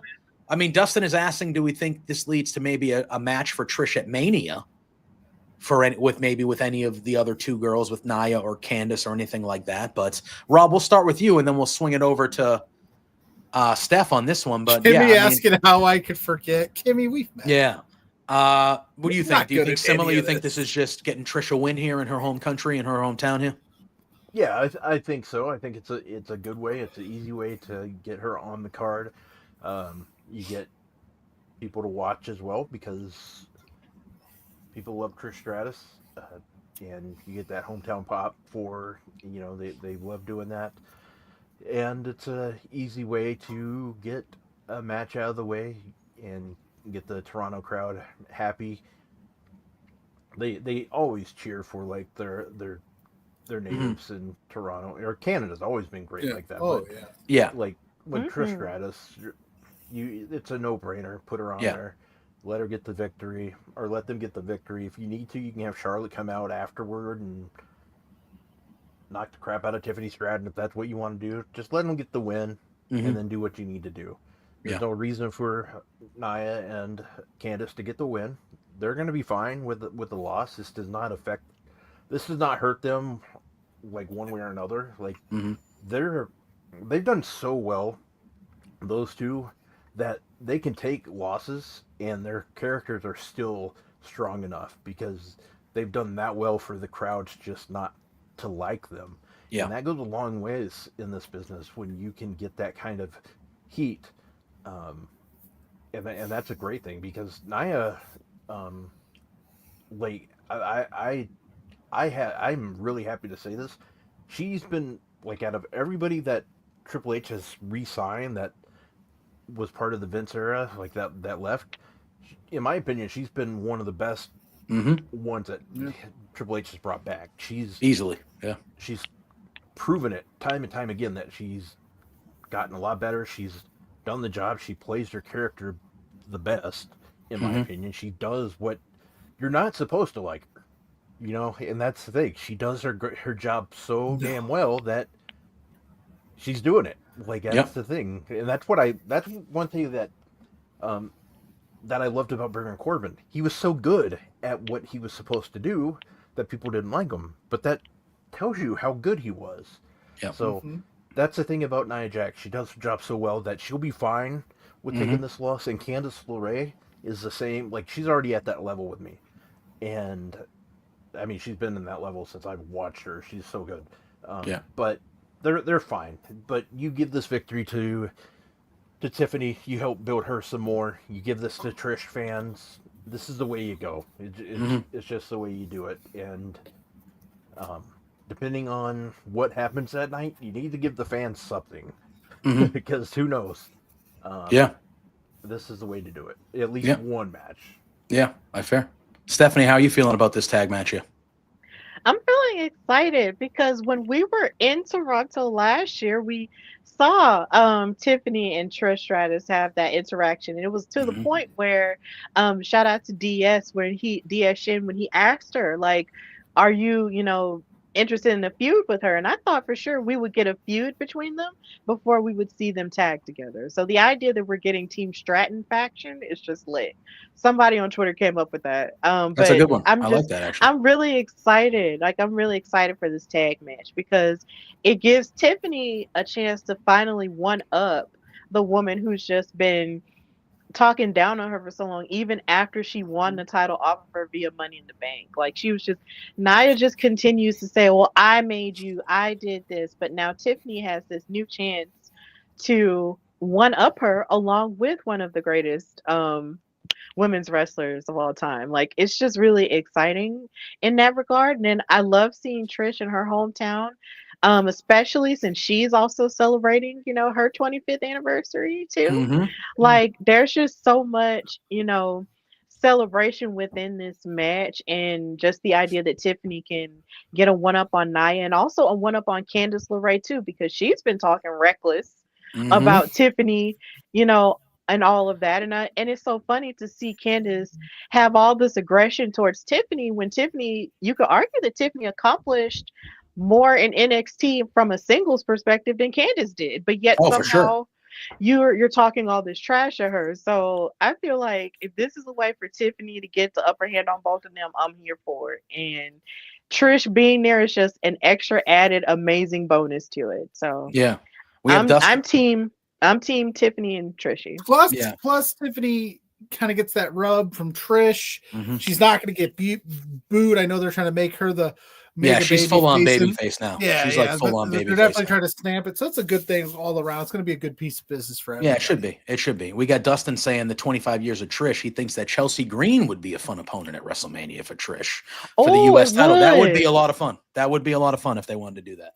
It would. All right, and let's talk about this last match. And Stephanie will have you lead. It's an unsanctioned match, so technically it's not even a match. It's not even a real match. It's not happening. It's happening, but it's not. Yeah, but it's between two lifelong friends, two guys that we've seen fight in almost every match that you can imagine.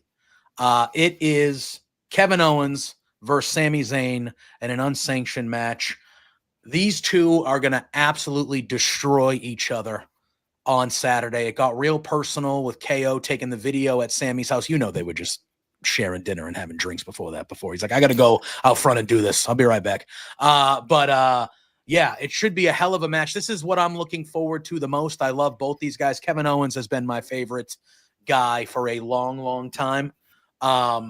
This match should be great, but I don't know who comes out the victor here in this match, Stephanie, where I think KO needs it more because he seems to lose everything that he's in a lot. But again, the crowd gets behind Sami unlike anybody I've seen since, like, he gives me 90s Mick Foley vibes, the way the crowd is behind Sammy. I get the same type of vibes. What do you think is going to happen in this unsanctioned match besides both these guys beating the crap out of each other? Yeah, I feel like Kevin has the most to lose if he doesn't win this match, even though on a personal level, if we're looking at it kind of from the Drake and Kendrick Lamar level, Sammy really is going to have to crash out on him because how dare you pop up in my house? Right? But I really feel like he's going to have to take it low to the floor with him. But I feel like because Kevin, did sustain that big of a loss against Cody Rhodes at the Rumble, like he's definitely gonna want to like go hard and win that match. So I'm predicting Kevin, and I'm also predicting that this isn't gonna be the last time that they're gonna fight each other. I think they're gonna fight each other at Mania. Hell in the Cell at Mania? I think Hell in a Cell at Mania between these two would kill. But Scott, and before I swap it over to you, Rob, because I'll get your opinion on this, Scott in the chat says he thinks Sammy's going to win because he thinks we're going to see Randy Orton return on Saturday, and a lot of people think it could be KO and Randy. That's a good idea at WrestleMania instead of running back KO and Sammy at Mania. I think either way is a win-win for the fans. But Rob, what are you thinking about this unsanctioned match? And do you think that we maybe see Randall Keith Orton return, costing KO this match and setting up him and KO maybe for Mania? Well, Scott's a brilliant man because that's what I was planning on saying. That don't say that too loud. He'll take it full. Thanks, Rob. Scott. We're never going to hear the end of that. Jeez. I like Scott. Scott's a good guy. But I think this would be a perfect opportunity for this to happen. And but I do think it'd be kind of like, my thing is they have to keep the match. It still needs to be it still needs to be Owens versus Zayn at Mania, in my opinion. I don't know how you, like, it doesn't, I wouldn't want to see Orton involved in that match, per se, at Mania. Would I like to see Orton cost Owens? Yes, because I think that would make his head spin even more than it is already. But it would make sense to get him to lose his mind even more. But that being said, again, I don't know if he's ready yet, because I think I know from what I read today, I think that they're hoping he's ready by the European tour, which is pretty soon. So maybe that is like now. I don't know. Yeah. But I think Kevin Owens gets the victory here. I really do. Even if Owens or Orton does show up, I still think there's some way that Owens gets the victory here. I don't know how. Maybe it just happens early and Owens is able to get a cheap shot at, like, a low blow in or something just to get the victory. But I don't see Kevin losing this match. But I do see them feuding until WrestleMania. This is going to be a Mania match, and I do like the idea of them being in Hell in a Cell. Yeah, I think that would be. We've seen them in almost every iteration of a match you could. Hell in a Cell would be something that we haven't seen them in, and obviously with the fans, with these two guys' history, I feel like that would be the perfect type of scenario if you were continuing to do Sammy and KO at Mania. Hell in a Cell would be perfect. Maybe as kind of a culmination. Maybe Randy sells his soul to Kevin Owens, and then they align and beat up Sami never know. Zayn. I don't know. You never know. I don't know. We're out here snatching souls in WWE now. That's what we're doing, man. That's what we're doing. But that is, again, only a 4-match card. Obviously, we'll get all this tease that Chelsea Green would have something to do with the Chamber, but we're not sure if that means Friday or Saturday. Yeah. He just said Toronto, but I'm assuming that could be SmackDown. Yeah. So that is Elimination Chamber. That is our Elimination Chamber talk. It should be a good show on Saturday. Obviously, the Chamber matches take up quite a bit of time, so it's a very short little 4-match card. But they should be 4 fun matches. And, you got the personal one with KO and Sammy. That should be really a bloody and the personal mess. 47-minute match between Kevin Owens between Rock and Cody. That's going to take that promo will take 35 minutes up of our night, whatever happens there. So but it should be a good show. Stephanie, I know you said 9 o'clock, and we're a little over. Do you got to run? Yeah, I gotta run. Okay. Oh, yeah, because you're doing something else right after this. Why don't you tell everybody? Yeah. About that, where they can find you, all the fun stuff. You are the best. Thank you so much for having me on Between Two Beards, of course. Little bit later at 9 o'clock, 10 Eastern, I will be on Marks with Mike. So please check that out as I get to be on that show for the first time with that crew. I'm really excited about that. And know that you can follow me on Instagram and Twitter at Queen Steph Hardy.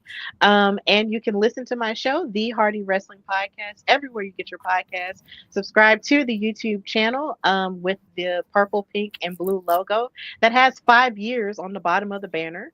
And continue to also read my articles on Daily DDT as I write as much as I possibly can, and just continue to support your girl. Yeah, we love it. We will always support you. Thank you for taking the time and joining us tonight. We were very much looking forward to having you once you said you were available. So have a good show later on. We had to have you on, especially after I talked about you like nonstop to Mrs. PLUGGO for like 2 days. Thank you so much. You're so sweet. Yeah. Well, have a good show later on tonight. Enjoy the rest of your night, and hopefully we can get you on here very, very soon and do this again. Yes. Absolutely. All right. Have a good rest of your night, Stephanie. Thank you. Thank you. Nice to meet you too, Rob. Yeah. Love it. Love it. It's and Rob. now Rob is officially. I thought that was Two Beards. I thought that was a Marlins hat at first. It's Minnesota City Connect, right? Yeah, it's a Minnesota Marlins hat. The Twins. I don't know why. Out of all the things that they had to do, is just basically copy the M of the Marlins. I don't get it either. But I kind of like the circle logo that they had. I had no problem with the old school, just kind of Minnesota Twins circle. Yeah, you should have asked Stephanie about her baseball team. But go follow Stephanie. She rocks. Club. Rob's a Minnesota Twins fan. Might be a long year for his Twinkies. I don't know. We'll see. It's an open division, that's for sure. That is for sure. Yeah. Well, 3 teams have a shot. The White Sox, not good Lord. They never win another ball game. Good Lord. Good Lord, the White Sox. My God. Let me tell you. They put their projected opening day lineup out on social media the other day, and I was just like, my boy Benintendi. Luis Robert, I know that guy. The rest of them, garbage. Was Benintendi not there anymore? He's still, I think he just got there. Right? Yeah. So I was there last year, I thought, but I don't know. Yeah, it's bad. It's bad. I don't know. We'll see. I'm a Red Sox fan, so I can't. You know, I don't know. I can't believe anything. We should be all right this year. We should be all right. But we'll see. But baseball season, I mean, spring training is. I love baseball, so I am. I'm a baseball guy. I'm a big baseball guy. This is my season. This is my time of year where it's kicking off. It's WrestleMania season. It's spring training. March Madness is coming up. This is my time of year. But again, I am not going to hold my breath that the Red Sox will do anything. But listen, this is the first time in like 4 years that my front office told me they were going to spend money, and they actually did. So God bless. Yeah, they said they were going to spend money, and of course they spent money on a third baseman, and your garbage-ass defensive third baseman, Rafael Devers, does not want to – he's a garbage-ass third baseman. He can hit the shit out of the ball, but he is the worst third baseman. We do not call. He is the worst statistical third baseman on defense of any third baseman in the league. You can check the stats. Yeah, he had 12 errors last year. That's garbage. I know the stats. Move to DH, my guy. He will. Well, he's 26. What is he supposed to say? I'll do what's best for the team. This is the baseball minute, Rob. So this is our baseball minute. That's fine. Okay. I will do what's best for the team. We signed Bregman. Let's win some games. I ain't moving. That's I understand that. Yes, I get that. But he's also a 26-year-old kid who just signed a 13-year deal a year ago to play third base. Like Bryce Harper moved. Bryce Harper also is not at the same stage of his career when he did. And Bryce Harper moved because he could. Alex Rodriguez moved for Jeter. Well, Alex Rodriguez is a whole different animal. It's a whole different animal. And I would say that Alex Rodriguez moved for Jeter because the Yankees tried to get Jeter to move, and he said, F off. Yeah. And then they went, okay, Alex, we need you to move. We don't have them problems. Derek's not. Anyway, But anyway, I digress. My team's going to finish third, and it's not going to matter. So anyway, I digress. So what else happened in the wrestling world? I mean, Dynamite last night. I thought Dynamite was pretty solid. I thought it was a solid episode of television. I fell asleep before the main event, but not because the main event was good, man. I just had like a nasty headache. I'm dying over here, I think. Don't. No, I'm all right. Ideally, don't. Listen, I thought Dynamite last night, the main event between Takeshita and Orange Cassidy was excellent. It was truly excellent. I heard that. My thing is, okay. And Rob, I want your opinion on it because I think that AEW is on a good run right now. I think that AEW has kind of been having some good episodes of television, including Collision, which has become a good show this last month or so. I think they're and they always kind of hit a stride here because Revolution, which is a week from Sunday, Revolution is like the last couple of years, it's been the best pay-per-view that AEW has put on. So like, you know, Tony doesn't mess around when it comes to Revolution, and it's sizing up to be another good one. There was a lot of stuff that I loved on Dynamite last night. I love the MJF Hangman stuff. Those two guys, it just feels like a big deal to me. That's a fresh feud for both of them. We've really never seen it. And, you know, besides a couple matches early on when AEW first started, I love what I'm seeing there. I feel like that's just a massive match at Revolution. I love everything they're doing with Hangman. How he's still kind of this psychopath, but the crowd just loves him no matter what he does. And MJF being jealous that the crowd loves him no matter what he does when he thinks that the crowd doesn't treat him that way. I think it's a good angle. Obviously, they're still leaning into the Christopher Daniels side of it. How did you feel about Ricochet, the Eagles fan? Oh, well, a terrible hat. Terrible hat. Yeah, it was an awful hat. Gross. Super Bowl I don't know why anybody would spend money on that. Disgusting. But anyway, yeah, Rob's on my side. All right, Rob's on my side tonight. I'm not alone on the Eagles side. in my hatred for the Eagles. Yeah. Anyway, I just don't have a dog in the fight here. I just the thing that, you know, is kind of like whatever is like, I kind of like Jalen Hurts as a player. Oh, yeah. And I kind of like Saquon Barkley as a player. Like they seem like cool guys, like good, cool guys. I like the fact, and again, this is not turning into a political thing, but I like the fact that they told the White House to go screw. Like I like that. I you know, so they do things that I like. And I've always said it, my problem with Philadelphia, specifically the Eagles, is not really the team or the play, it's the fan base. That's my problem. My problem is with the fan base. Despicable humans. All of them. But anyway. I loved the Ricochet Swerve stuff. This Ricochet that we're seeing right now, man, he is killing it. He is owning this role. This is the best. Again, like he didn't really have. The only Ricochet I really know is what I've seen in WWE and AEW, right? And I know that they're, I know. But that's what I've seen.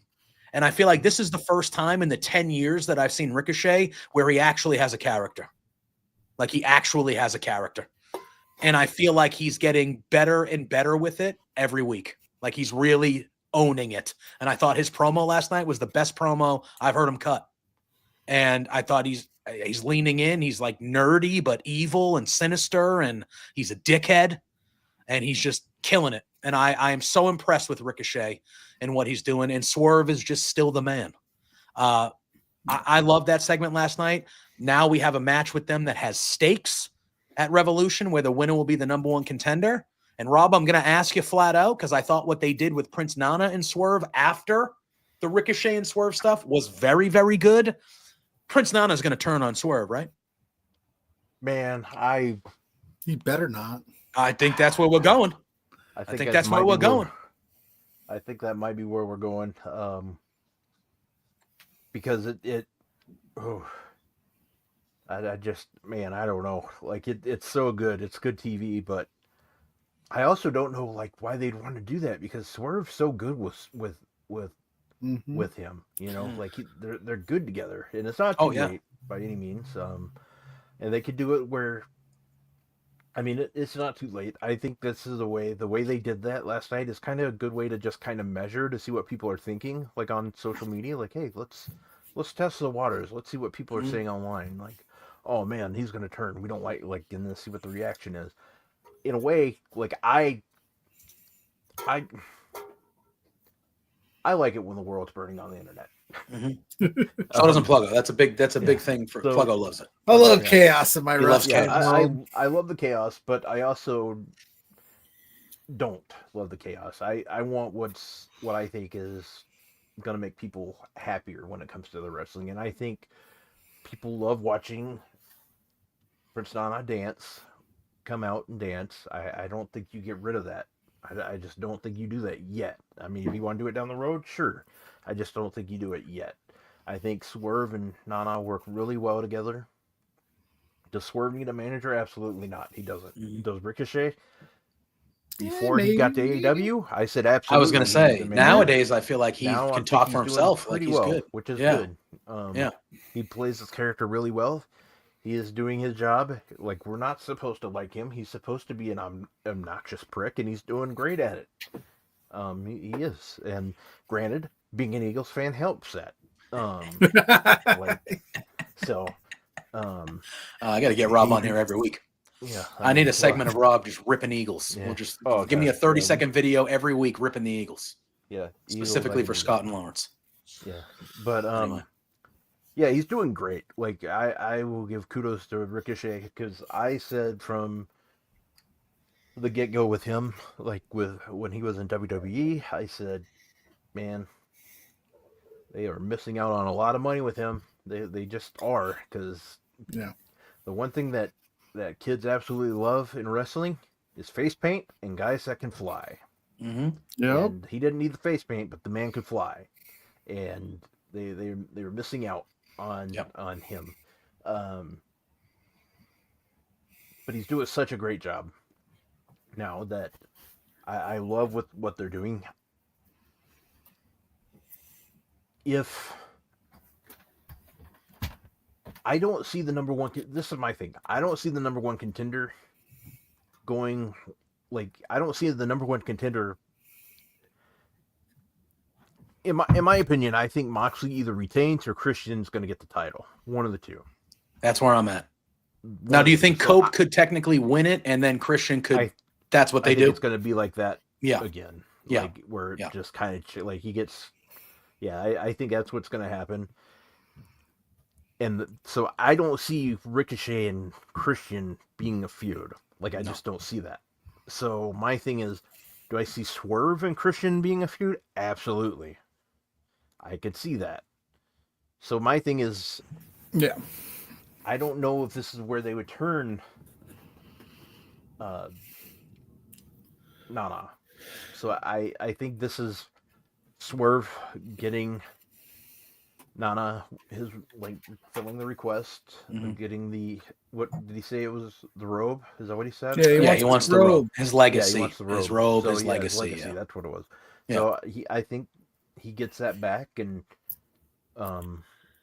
they move on to either Moxley or Christian. I do think Christian's leaving LA with that title, though. That's where I'm leaning. Yeah, that's where I'm leaning. I'm right with you there.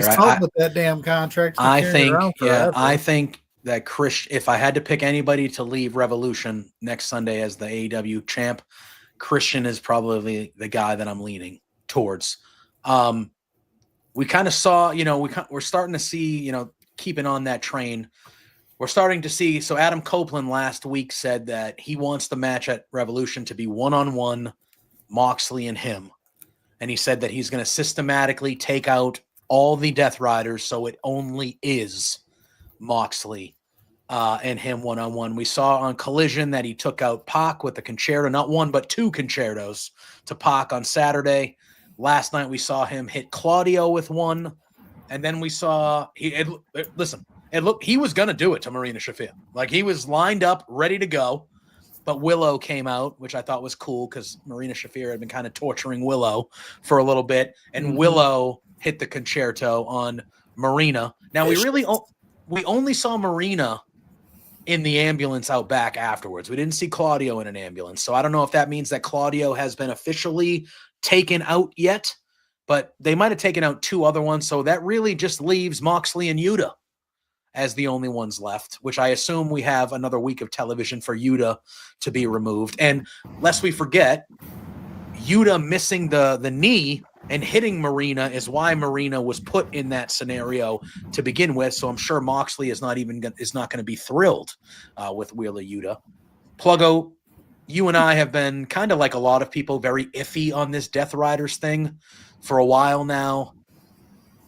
Copeland, to me, even though I've loved what he's done in AEW and I very much have enjoyed his work in AEW, he's not the guy to me to beat and to end the Death Riders and Jon Moxley.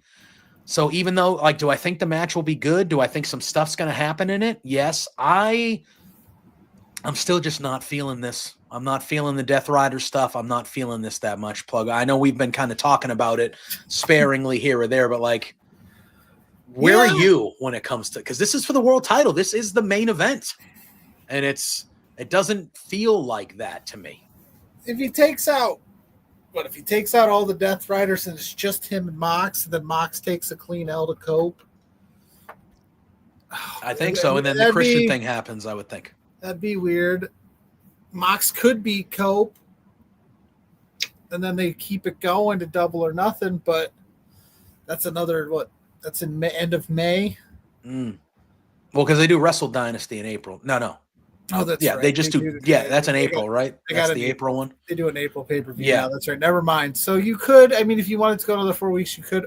Just who else outside of Christian is like ready for that spot? That's my thing. Like, to me, because they've done it in all of the criticisms that we give AEW. Now the Death Riders thing ain't hitting like I think everybody expected it to hit, me included. I was all in on it from the jump.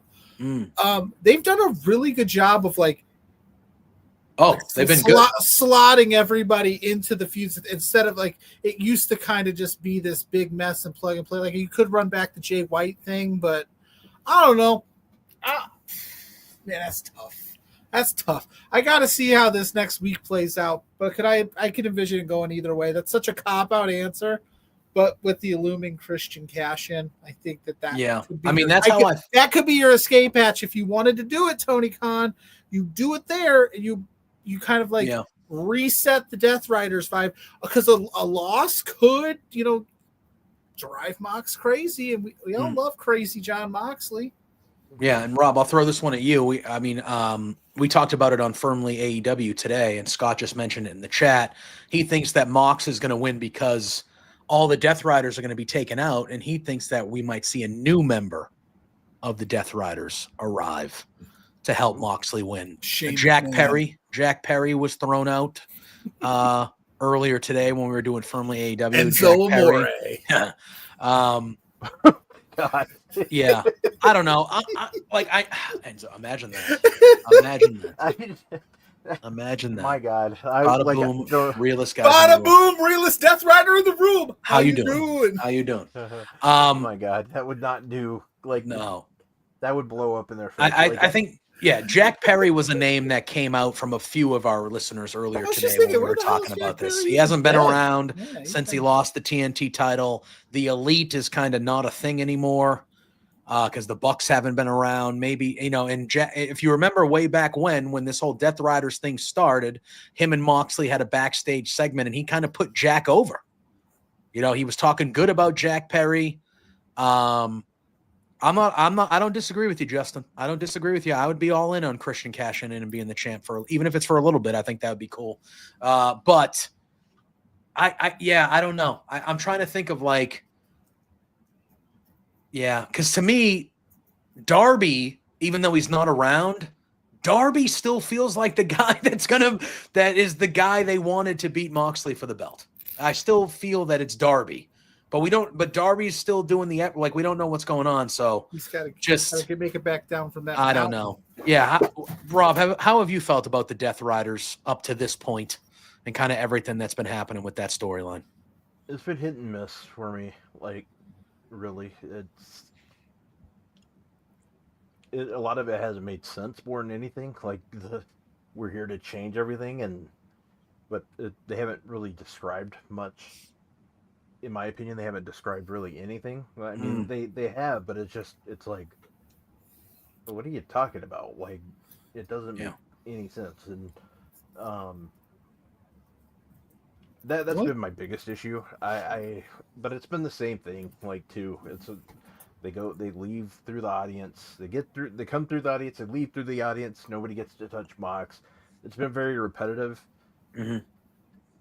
Mox needs to lose the title though, because they need to move on from this now. Like I'm not saying it's anywhere near the Devil, like an Adam Cole type stuff, but it's gonna get there if they don't move on. It will get there if they don't move on. Yeah. It's very. The only thing they've changed is our perception of this group of people. Yeah. I feel like the majority of us were very in on this when it first started. We were like, okay, new faction, Moxley, they're kind of evil, killing people with bags and stuff, like trying to kill people, like cool. And then it's just been a whole lot of nothing, really. Yep. When you look, it's a whole lot of nothing. Like Rob's, it's the same thing every week. They try to attack somebody, people come out to avenge them, Moxley gets away, everybody else gets their ass kicked, and they go running, and then Moxley cuts a promo in a truck. And then we're rinse and repeat. It's very bizarre. It's very bizarre. I agree with Rob, though. I do think, and again, look at not all these stories are going to hit. It's okay. It's okay. Not everything in the WWE hits either. Correct. You nerds on the internet. Yeah, correct. Like all companies have stories that don't work out, and like I think that they thought that this was going to have a better result after they started it. I think we all did. But it's not hitting, it's not working, and I think they should. Line. Yeah, I agree with Rob. I think the crowd, for the most part, has put up with this storyline because we all know how good the people involved in this storyline are. But if you don't make a decision to pivot, or you just keep doing what you've been doing, and it prolongs and prolongs, at some point the fan base is really going to turn against this. Like really, I don't think we're there yet. But I think we're getting there. So there needs to be some sort of decision that needs to be made. And you have a bunch of ways out. With the Christian thing, you got a way out. So just do it. And like, if they do introduce a new member, Scott again goes, what about Josh Alexander instead of Jack Perry? What about like a debuting Josh Alexander? He would fit the vibe. Cool. He'd fit the vibe of the Death Riders. Evil Josh Alexander. What about an evil Speedball? That's what I said earlier today. I said, what about evil Speedball? That'd be cool. I don't know if a new member fixes their problem. I don't think so either. But who knows? But Revolution is... If you're going to change the company, you got to change the company. You can't just... You got to make you need to take over Tony Khan's office or something. You got to really shock the system, and they kind of just did the shock the system, you say? You got to shock it. You got to do something shocking. They haven't really. Boom. Well, that man, Boom, not only did Roderick Strong, and Kyle O'Reilly win a trios match last night against Daniel Garcia and FTR, but it was announced that so they're loading up Collision on Saturday. Obviously, it's going against Elimination Chamber, but they're loading up Collision, and it was announced that Adam Cole will be fighting Daniel Garcia one-on-one for that TNT championship on Saturday. Thank God. Poor Daniel Garcia. Yes. Because I was gonna say, do we think Adam Cole is winning that TNT title on Saturday? And then I wanted to have the discussion about Daniel Garcia, because I feel like with him and with Private Party, they were just like, hey guys, we're giving you these belts and giving you this moment, and then we're gonna do absolutely nothing with you afterwards. Yeah, that's exactly what they did. And now we have the most memorable moment of Daniel Garcia's TNT tenure, and it's when he won it. Well, I was going to say, I think the problem with what happened with Daniel Garcia is he had that great moment where he won the title from Jack Perry, and then he was immediately in the Continental Classic. So he won the TNT title, and then his next 8 matches they were not involved with the TNT title because he was involved in the Continental Classic, and I think that did him and that title a disservice. That's kind of the vibe I got. And then he's defended the title twice And I can't tell you who those title defenses were. I can't tell you. God, I can't either. Yeah, that's not good. That's not good. It's not a good. That's not good. But again, so do we think maybe on Saturday? Do we think we're seeing? But if I remember right, they kind of he re-signed with AEW with like the promise that they were going to give him a push, and I think, and I hate to say this, but like I think that's exactly what happened. They pushed him, got him re-signed, and now he's locked in because. Yep. I think he was in the same boat for a hot minute. Our boy Ricky Saints was in, where he's like, I might go to this NXT joint over here where they're killing it. And TK is like, how about this? Yeah. How about we'll make you a champion? We'll focus you. You're one of our future guys. Resign. But instead, and then they have not done that. And now look what Ricky Starks is doing over in NXT. Absolutely crushing. Yeah. Rob, you think Adam Cole's winning that TNT belt?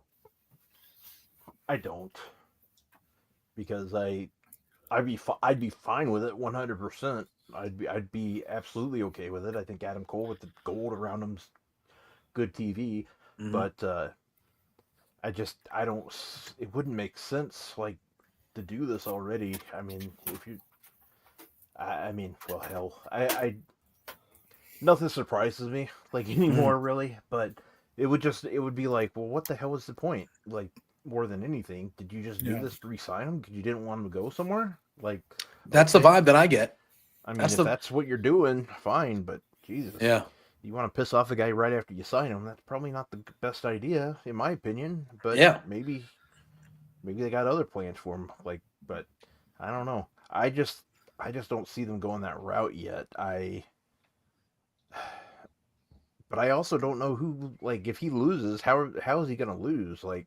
Is this another way to try to get him back as a heel? Because, damn, man, you just got him to be a face. Why are you going to turn him heel again already? Because they got to do something. And could we see Adam Cole go heel? You think? Because at the end of that trios match, all 6 guys were in the ring. They were trying to shake hands, and we saw Roderick and Kyle have a bit of attitude, and they didn't want to deal with FTR. And like Garcia and Adam Cole were trying to be the peacemakers.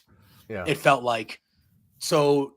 Was that a tease of maybe we see Adam Cole, maybe all 3 of those guys go to the dark side a little bit and Adam wins the title on Saturday, like shittily, like not in a, if anything, that's what I'm hoping. Like I really am, because I think that would be better TV. Like, I mean, the thing is those guys, they're at that point now in their careers, they're going to get cheered. No matter what. Yeah. They're not heels anymore, really. They're heels, but they're still going to get cheered. It's just the way it is. People like them. So I think the thing is I like Adam Cole when he's a jackass. Like when he's just that pure evil bastard. And that's what they need. That's the Adam Cole that they need. They don't need friendly Adam Cole. Don't get me wrong, I like Adam Cole. Like, I like Adam Cole, baby. Like, I'm an Adam Cole guy. But I know the Adam Cole that people that captures the TV, and that's. I'm better than you at this shit. Like, I'm literally, like arrogant. When he has that like charisma, and that attitude, that's good TV. Like, it's just good TV, and he needs to get that back. Yeah. Agreed. And even as a bad guy, guess what? The crowd is still going to chant boom. The crowd is still going to do Adam Cole. They did it before when he was a bad guy in NXT and Ring of everywhere he's been. They did it, and he was a bad guy most of his career. Like, they're still going to say that stuff. He's still going to be popular. But, yeah, I mean, he is at his best when he is the arrogant bad guy. That's when he's at his best. And I feel like that trio as bad guys I feel like that's the way to go. I feel bad for Daniel Garcia, though, because if he does lose the belt, what a nothing run that was. Oh, it's a private party, but in single form. It's the same thing. Hey, here's your moment. We're going to give you this, and then we're going to do nothing with you. Nothing with you. Yep. Nothing. Yeah, that's – Daniel Garcia is really the only one right now where you're kind of like, he's a champ, but what are you doing with him type deal. Hopefully they'll figure that out. Because I miss when the TNT Championship was a prominent feature on the program, like a workhorse championship. So we'll see. It'd be nice to see Daniel Garcia get the win. We'll figure it out, but either way, I guess I'll be fine. Yeah, I think we'll leave Saturday going okay, like that. Either way, because maybe putting it on Adam Cole revitalizes some life into that division, and maybe Daniel Garcia taking the L gets another. We get another layer there. We can run that back at Revolution or something. I don't know, but yeah, we definitely do something with it. Yeah, we definitely need to. And listen, there's a okay. So the main event last night, which the match was very good. Corey in the chat saying, "I hope they both lose." There you go. Well, that's possible. We could have a double DQ finish. Yeah, that's what I was hoping for the Super Bowl time limit draw. That's what I was hoping for the Super Bowl this year. It just didn't work. Didn't work out that way. But okay, so last night, all right. So they had this thing where the main event last night was Takeshita and Orange Cassidy, and it was for the AEW International Championship. And then the winner of that match then gets to go to Revolution to fight Kenny Omega for the International Championship. It almost felt like the match last night should have happened between Kenny Omega and Orange Cassidy. And the winner of that match would have went to Revolution to face the already international champion, Konosuke Takeshita. Now, again, not complaining about the main event. That was a great match between Orange Cassidy and It was a hat on a hat on a hat to get to where we needed to go. Yeah, like what was the point of that? Why did they do that way? I mean, we're getting the match that we want with Omega and Takeshita. Here's Lou. We're getting the match that we want with Omega and Takeshita. I think that's the match we all wanted. But why on earth did we have to go that route where it feels like the other way would have just been made so much more sense and been so much like. So Takeshita needed to retain his title in order to go defend his title? That's what you're telling me? Yeah. Because that doesn't make sense. Any sense. Does not make sense. I said the same thing on my show last week. I told Maggie that I don't like this idea. I don't get it. It doesn't make any sense because you're telling me that the champion has to go and beat somebody to be able to defend his title? Yeah. Like it just doesn't make any sense. I know what they're trying to do. They're trying to put. They don't really need to do this. They're trying to make it like bigger for Kenny Omega. Like, hey, you get to face Kenny Omega. Yes, that's great. You do. Like that should be the prize. Like, I get it. I understand, but Kenny should have to get to you. Yes, they shouldn't have. You are the champion. They shouldn't have made it a tournament in the first place. Is what they shouldn't have done if they were going to do this at all. Like it shouldn't have been a tournament. That's what baffles me. Sometimes Tony Khan gets a little. Too cute it just felt ideas. Like it doesn't have to be. I thought it was dumb. I was just like, this should be the other way around. We all knew it too when they did it. Like that was the thing that irritated me the most is because they're like, you're telling us what's going to happen. Like when they announced it, like you're telling me who's going to win these matches. Yeah, like you're not dropping the title the week before you defend the title. Yeah, you basically told me that the match was going to be Kenny Omega versus Takeshita. Is what you told me from the get-go when you had Omega versus Cassidy. Am I glad that we got those two matches? Or when you had Omega versus Roderick.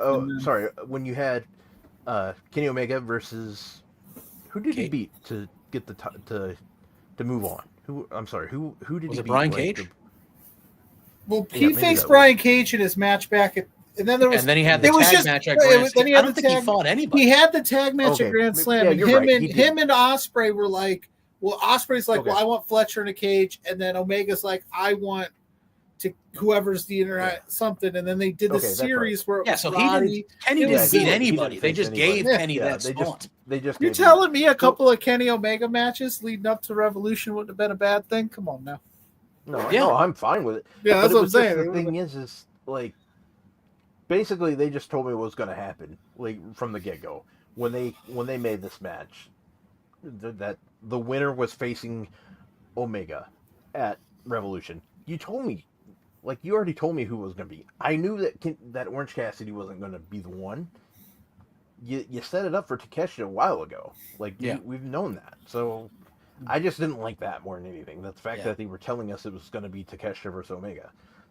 Just get that EVP just give it card. to us right away. Don't make a tournament for it when we already know who's going to win it. Like, that was what baffled me. And it was granted, very bizarre. I'm making it sound like it's bad because we got those matches. I'm glad we got the matches. Don't get me wrong. I'm fine with that. I just wish they wouldn't have made it a tournament. Just give us the matches, like, for the hell of it. But it was backwards for sure. Yeah, it was very bizarre. And he's like, you know what we're gonna do? You know how we're gonna do the opposite of what everybody's done for the last 200 years.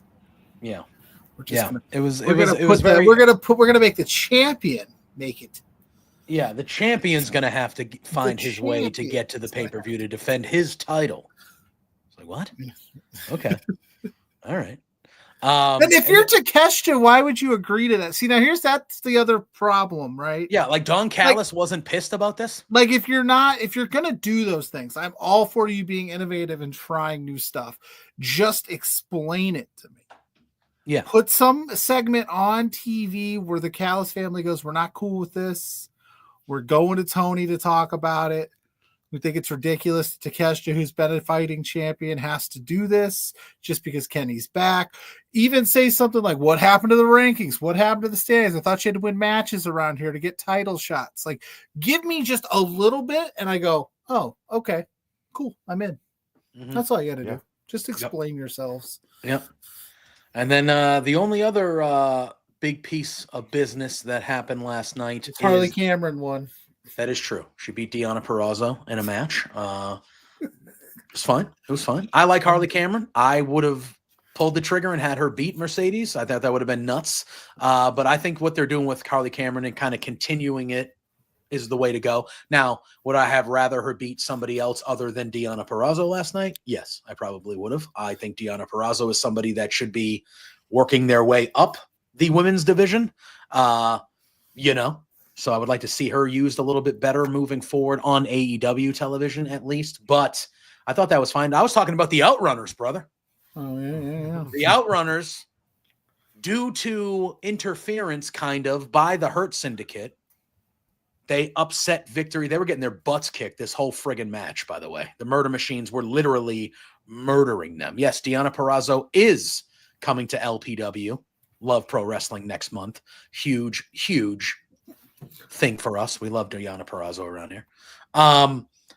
So the Outrunners were getting their asses kicked by the Murder Machines for about 85% of this match. And then at the end of the match, where Lance Archer was about to win the match, the Hurt Syndicate's music hits. They come out. Lance Archer gets distracted. And I believe it was Turbo Floyd was the one who rolled up Lance Archer. And they get the victory. And they are now the number one contenders, which I assume will be happening at Revolution. And the Hurt Business clearly is not taking the Outrunners seriously. That's why they kind of did this, because clearly they would rather face the Outrunners more than the Murder Machines, which from a physical standpoint, you would understand why. But the Hurt Syndicate have been like these kind of tweener guys where they're just badass and everybody's cheering for them, even though they're bad guys. I felt like last night that was them kind of being shit heels, where they were like, we want the easy way out. We want the easier match. We want the easy way out. And now they're getting the Outrunners instead of the Murder Machines. Yeah, look at MVP is a smart man. However, this tells me that they think that Murder Machines and the Hurt Syndicate have a little bit longer legs, because I do think we are going to get that match eventually, because they avoided it and they did what they did last night for a reason. But I think, the Outrunners have kind of gotten themselves over big time. They've been over for a little bit. I think this is a good spot for them. They're not going to win this match against the Hurt Syndicate at all, but I think this is a good match for them to get a tag title match. I expect them to get a couple, it's not going to be, I don't think it should be a squash match. I don't think it's going to be a squash match, but I see this like, kind of like the Tozawa-Gunther match that we saw on Raw, where you knew Gunther was going to win, but Tozawa got a couple flurries at the beginning, and it was like, oh, and the crowd was getting behind him, but like nobody ever thought Tozawa was winning that, ever. I did. You did? Well, you do root for chaos. You do root for chaos. But I feel like this is going to be a very similar vibe where the Hurt Syndicate wanted the easier match. They're going in underestimating the Outrunners, and the Outrunners are going to kind of surprise them a little bit, and then they end up handling business and doing what they do. But I think this is a good spot for the Outrunners. I think you can elevate them a little bit more, even with them probably getting their asses kicked for the most part in this match. I do think there's a way to do it where they continue to be over and kind of get elevated from, being in a match like this, hanging with the Hurt Syndicate for a few minutes, maybe. You know what I mean? Like, I think there's a way to go about it. Drew, Nicholas, our pal, he thought that the Hurt Syndicate should squash him in 3 minutes. And I could see that happening, but I kind of think the other way would be the better way to go. But I don't know. Yeah, I know there was the way the match went down was kind of weird. I don't know. If you're building for the Murder Machines to be like a big match for the Hurt Syndicate, why wouldn't you just have them win the match last night? Yeah. That was my only thing about it. Like, why wouldn't you just have the Murder Machines win it last night and then you can build to the Outrunners later? And you get that match out. Like, why is the Hurt Syndicate scared of the Murder Machines? Mainly. Besides their physical size, obviously. Exactly. Why be afraid of them? Like, the Hurt Syndicate do not come across to me, nor have they ever, about people that are worried about other people. Like, they're there to hurt people and F shit up. So why are they scared to fight somebody? That doesn't make sense to me. It just doesn't. That's not in their character. So that was kind of odd, but that was a piece of business as we have new number one contenders. So, and I love the Outrunners, so I'm going to be pro Outrunners on here. So I don't know. Anything else happen on Dynamite or what's going on in there?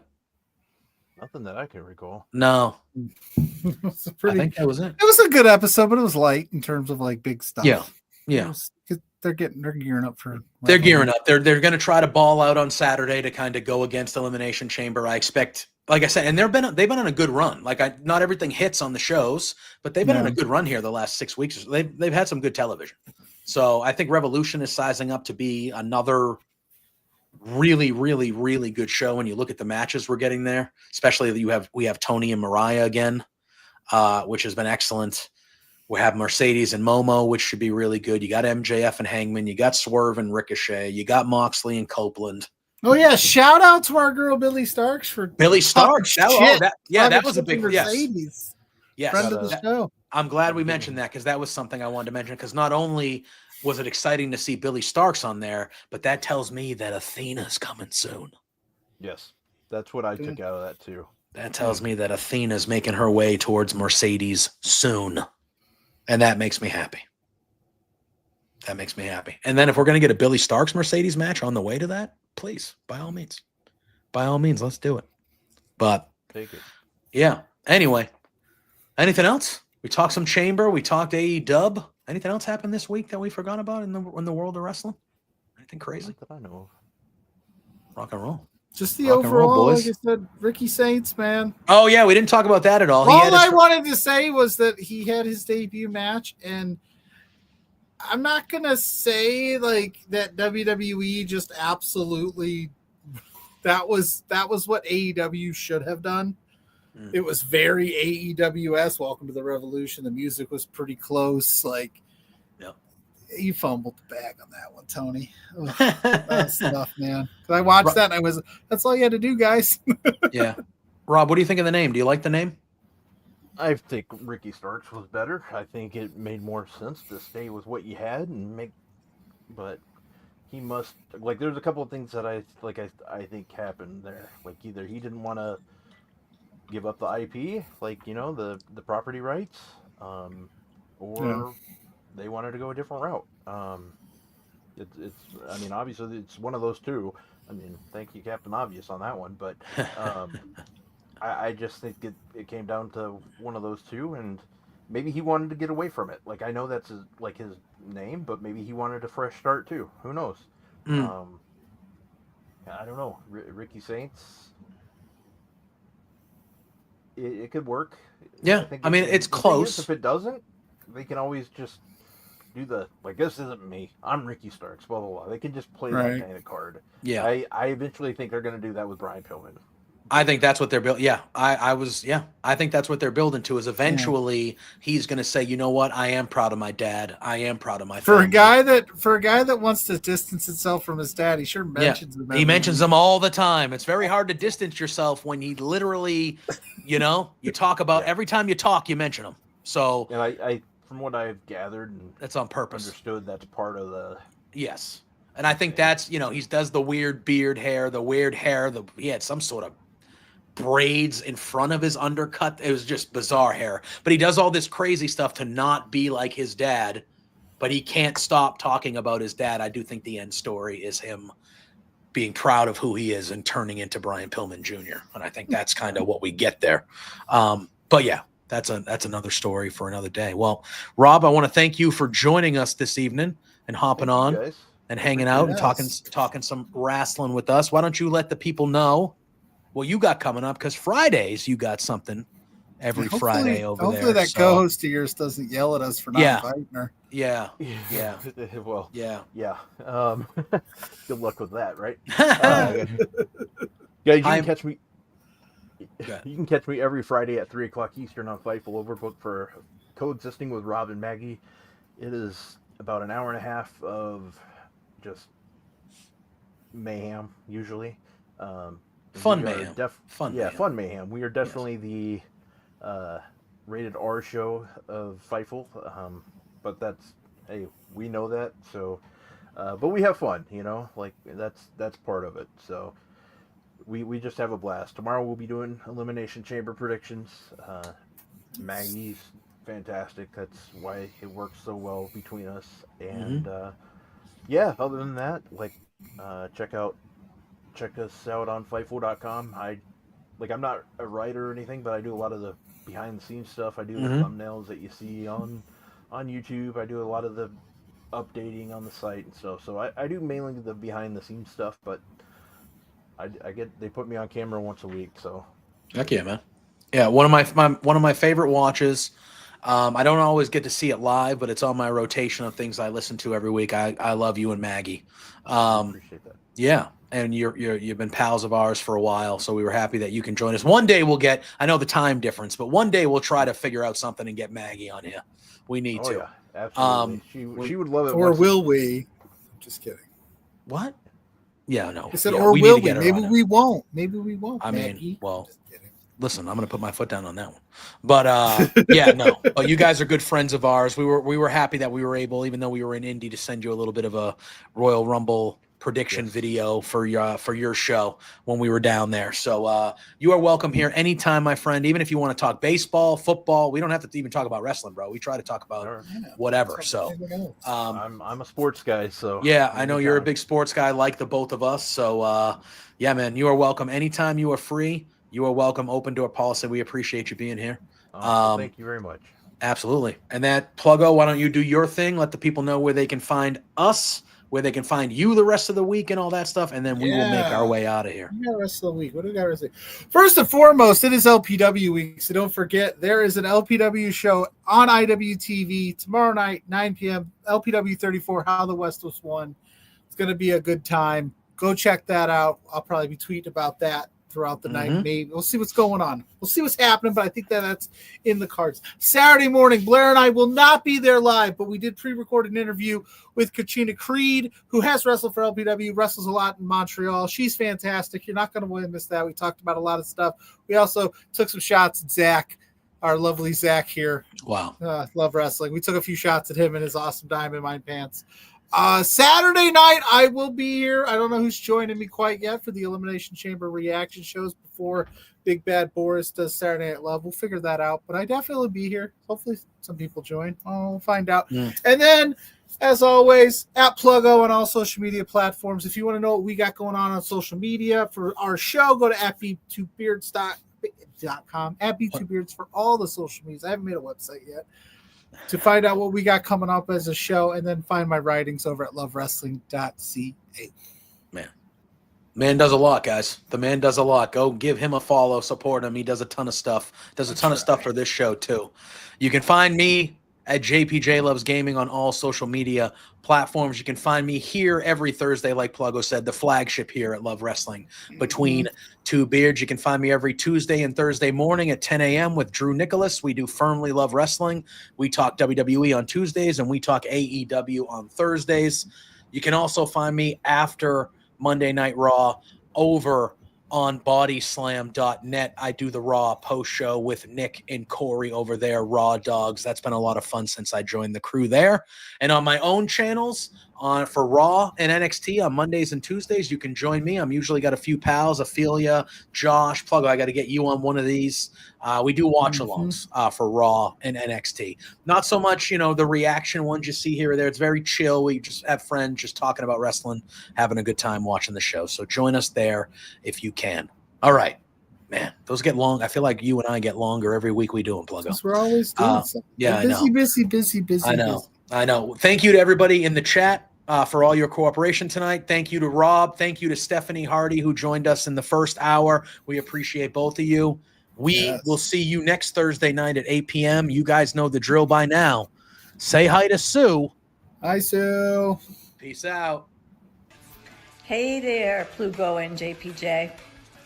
It's Trent's mom, Sue, and I have a bone to pick with you. So, I understand that you guys are being real idiots and spending your entire monthly budget.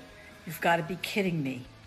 This is not the way to be when you're trying to run a business. Your boss, Spencer, is really pissed off at you. I'm pissed off at you. You have some nerve. Get a grip. You have to control yourself. You can't just go out and spend all the money that you're making, you two beards guys. Oh no, this is coming out so stupid.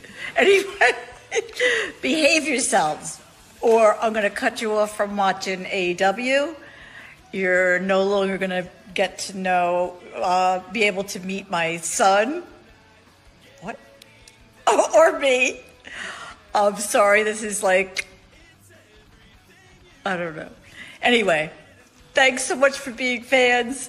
Watch yourselves.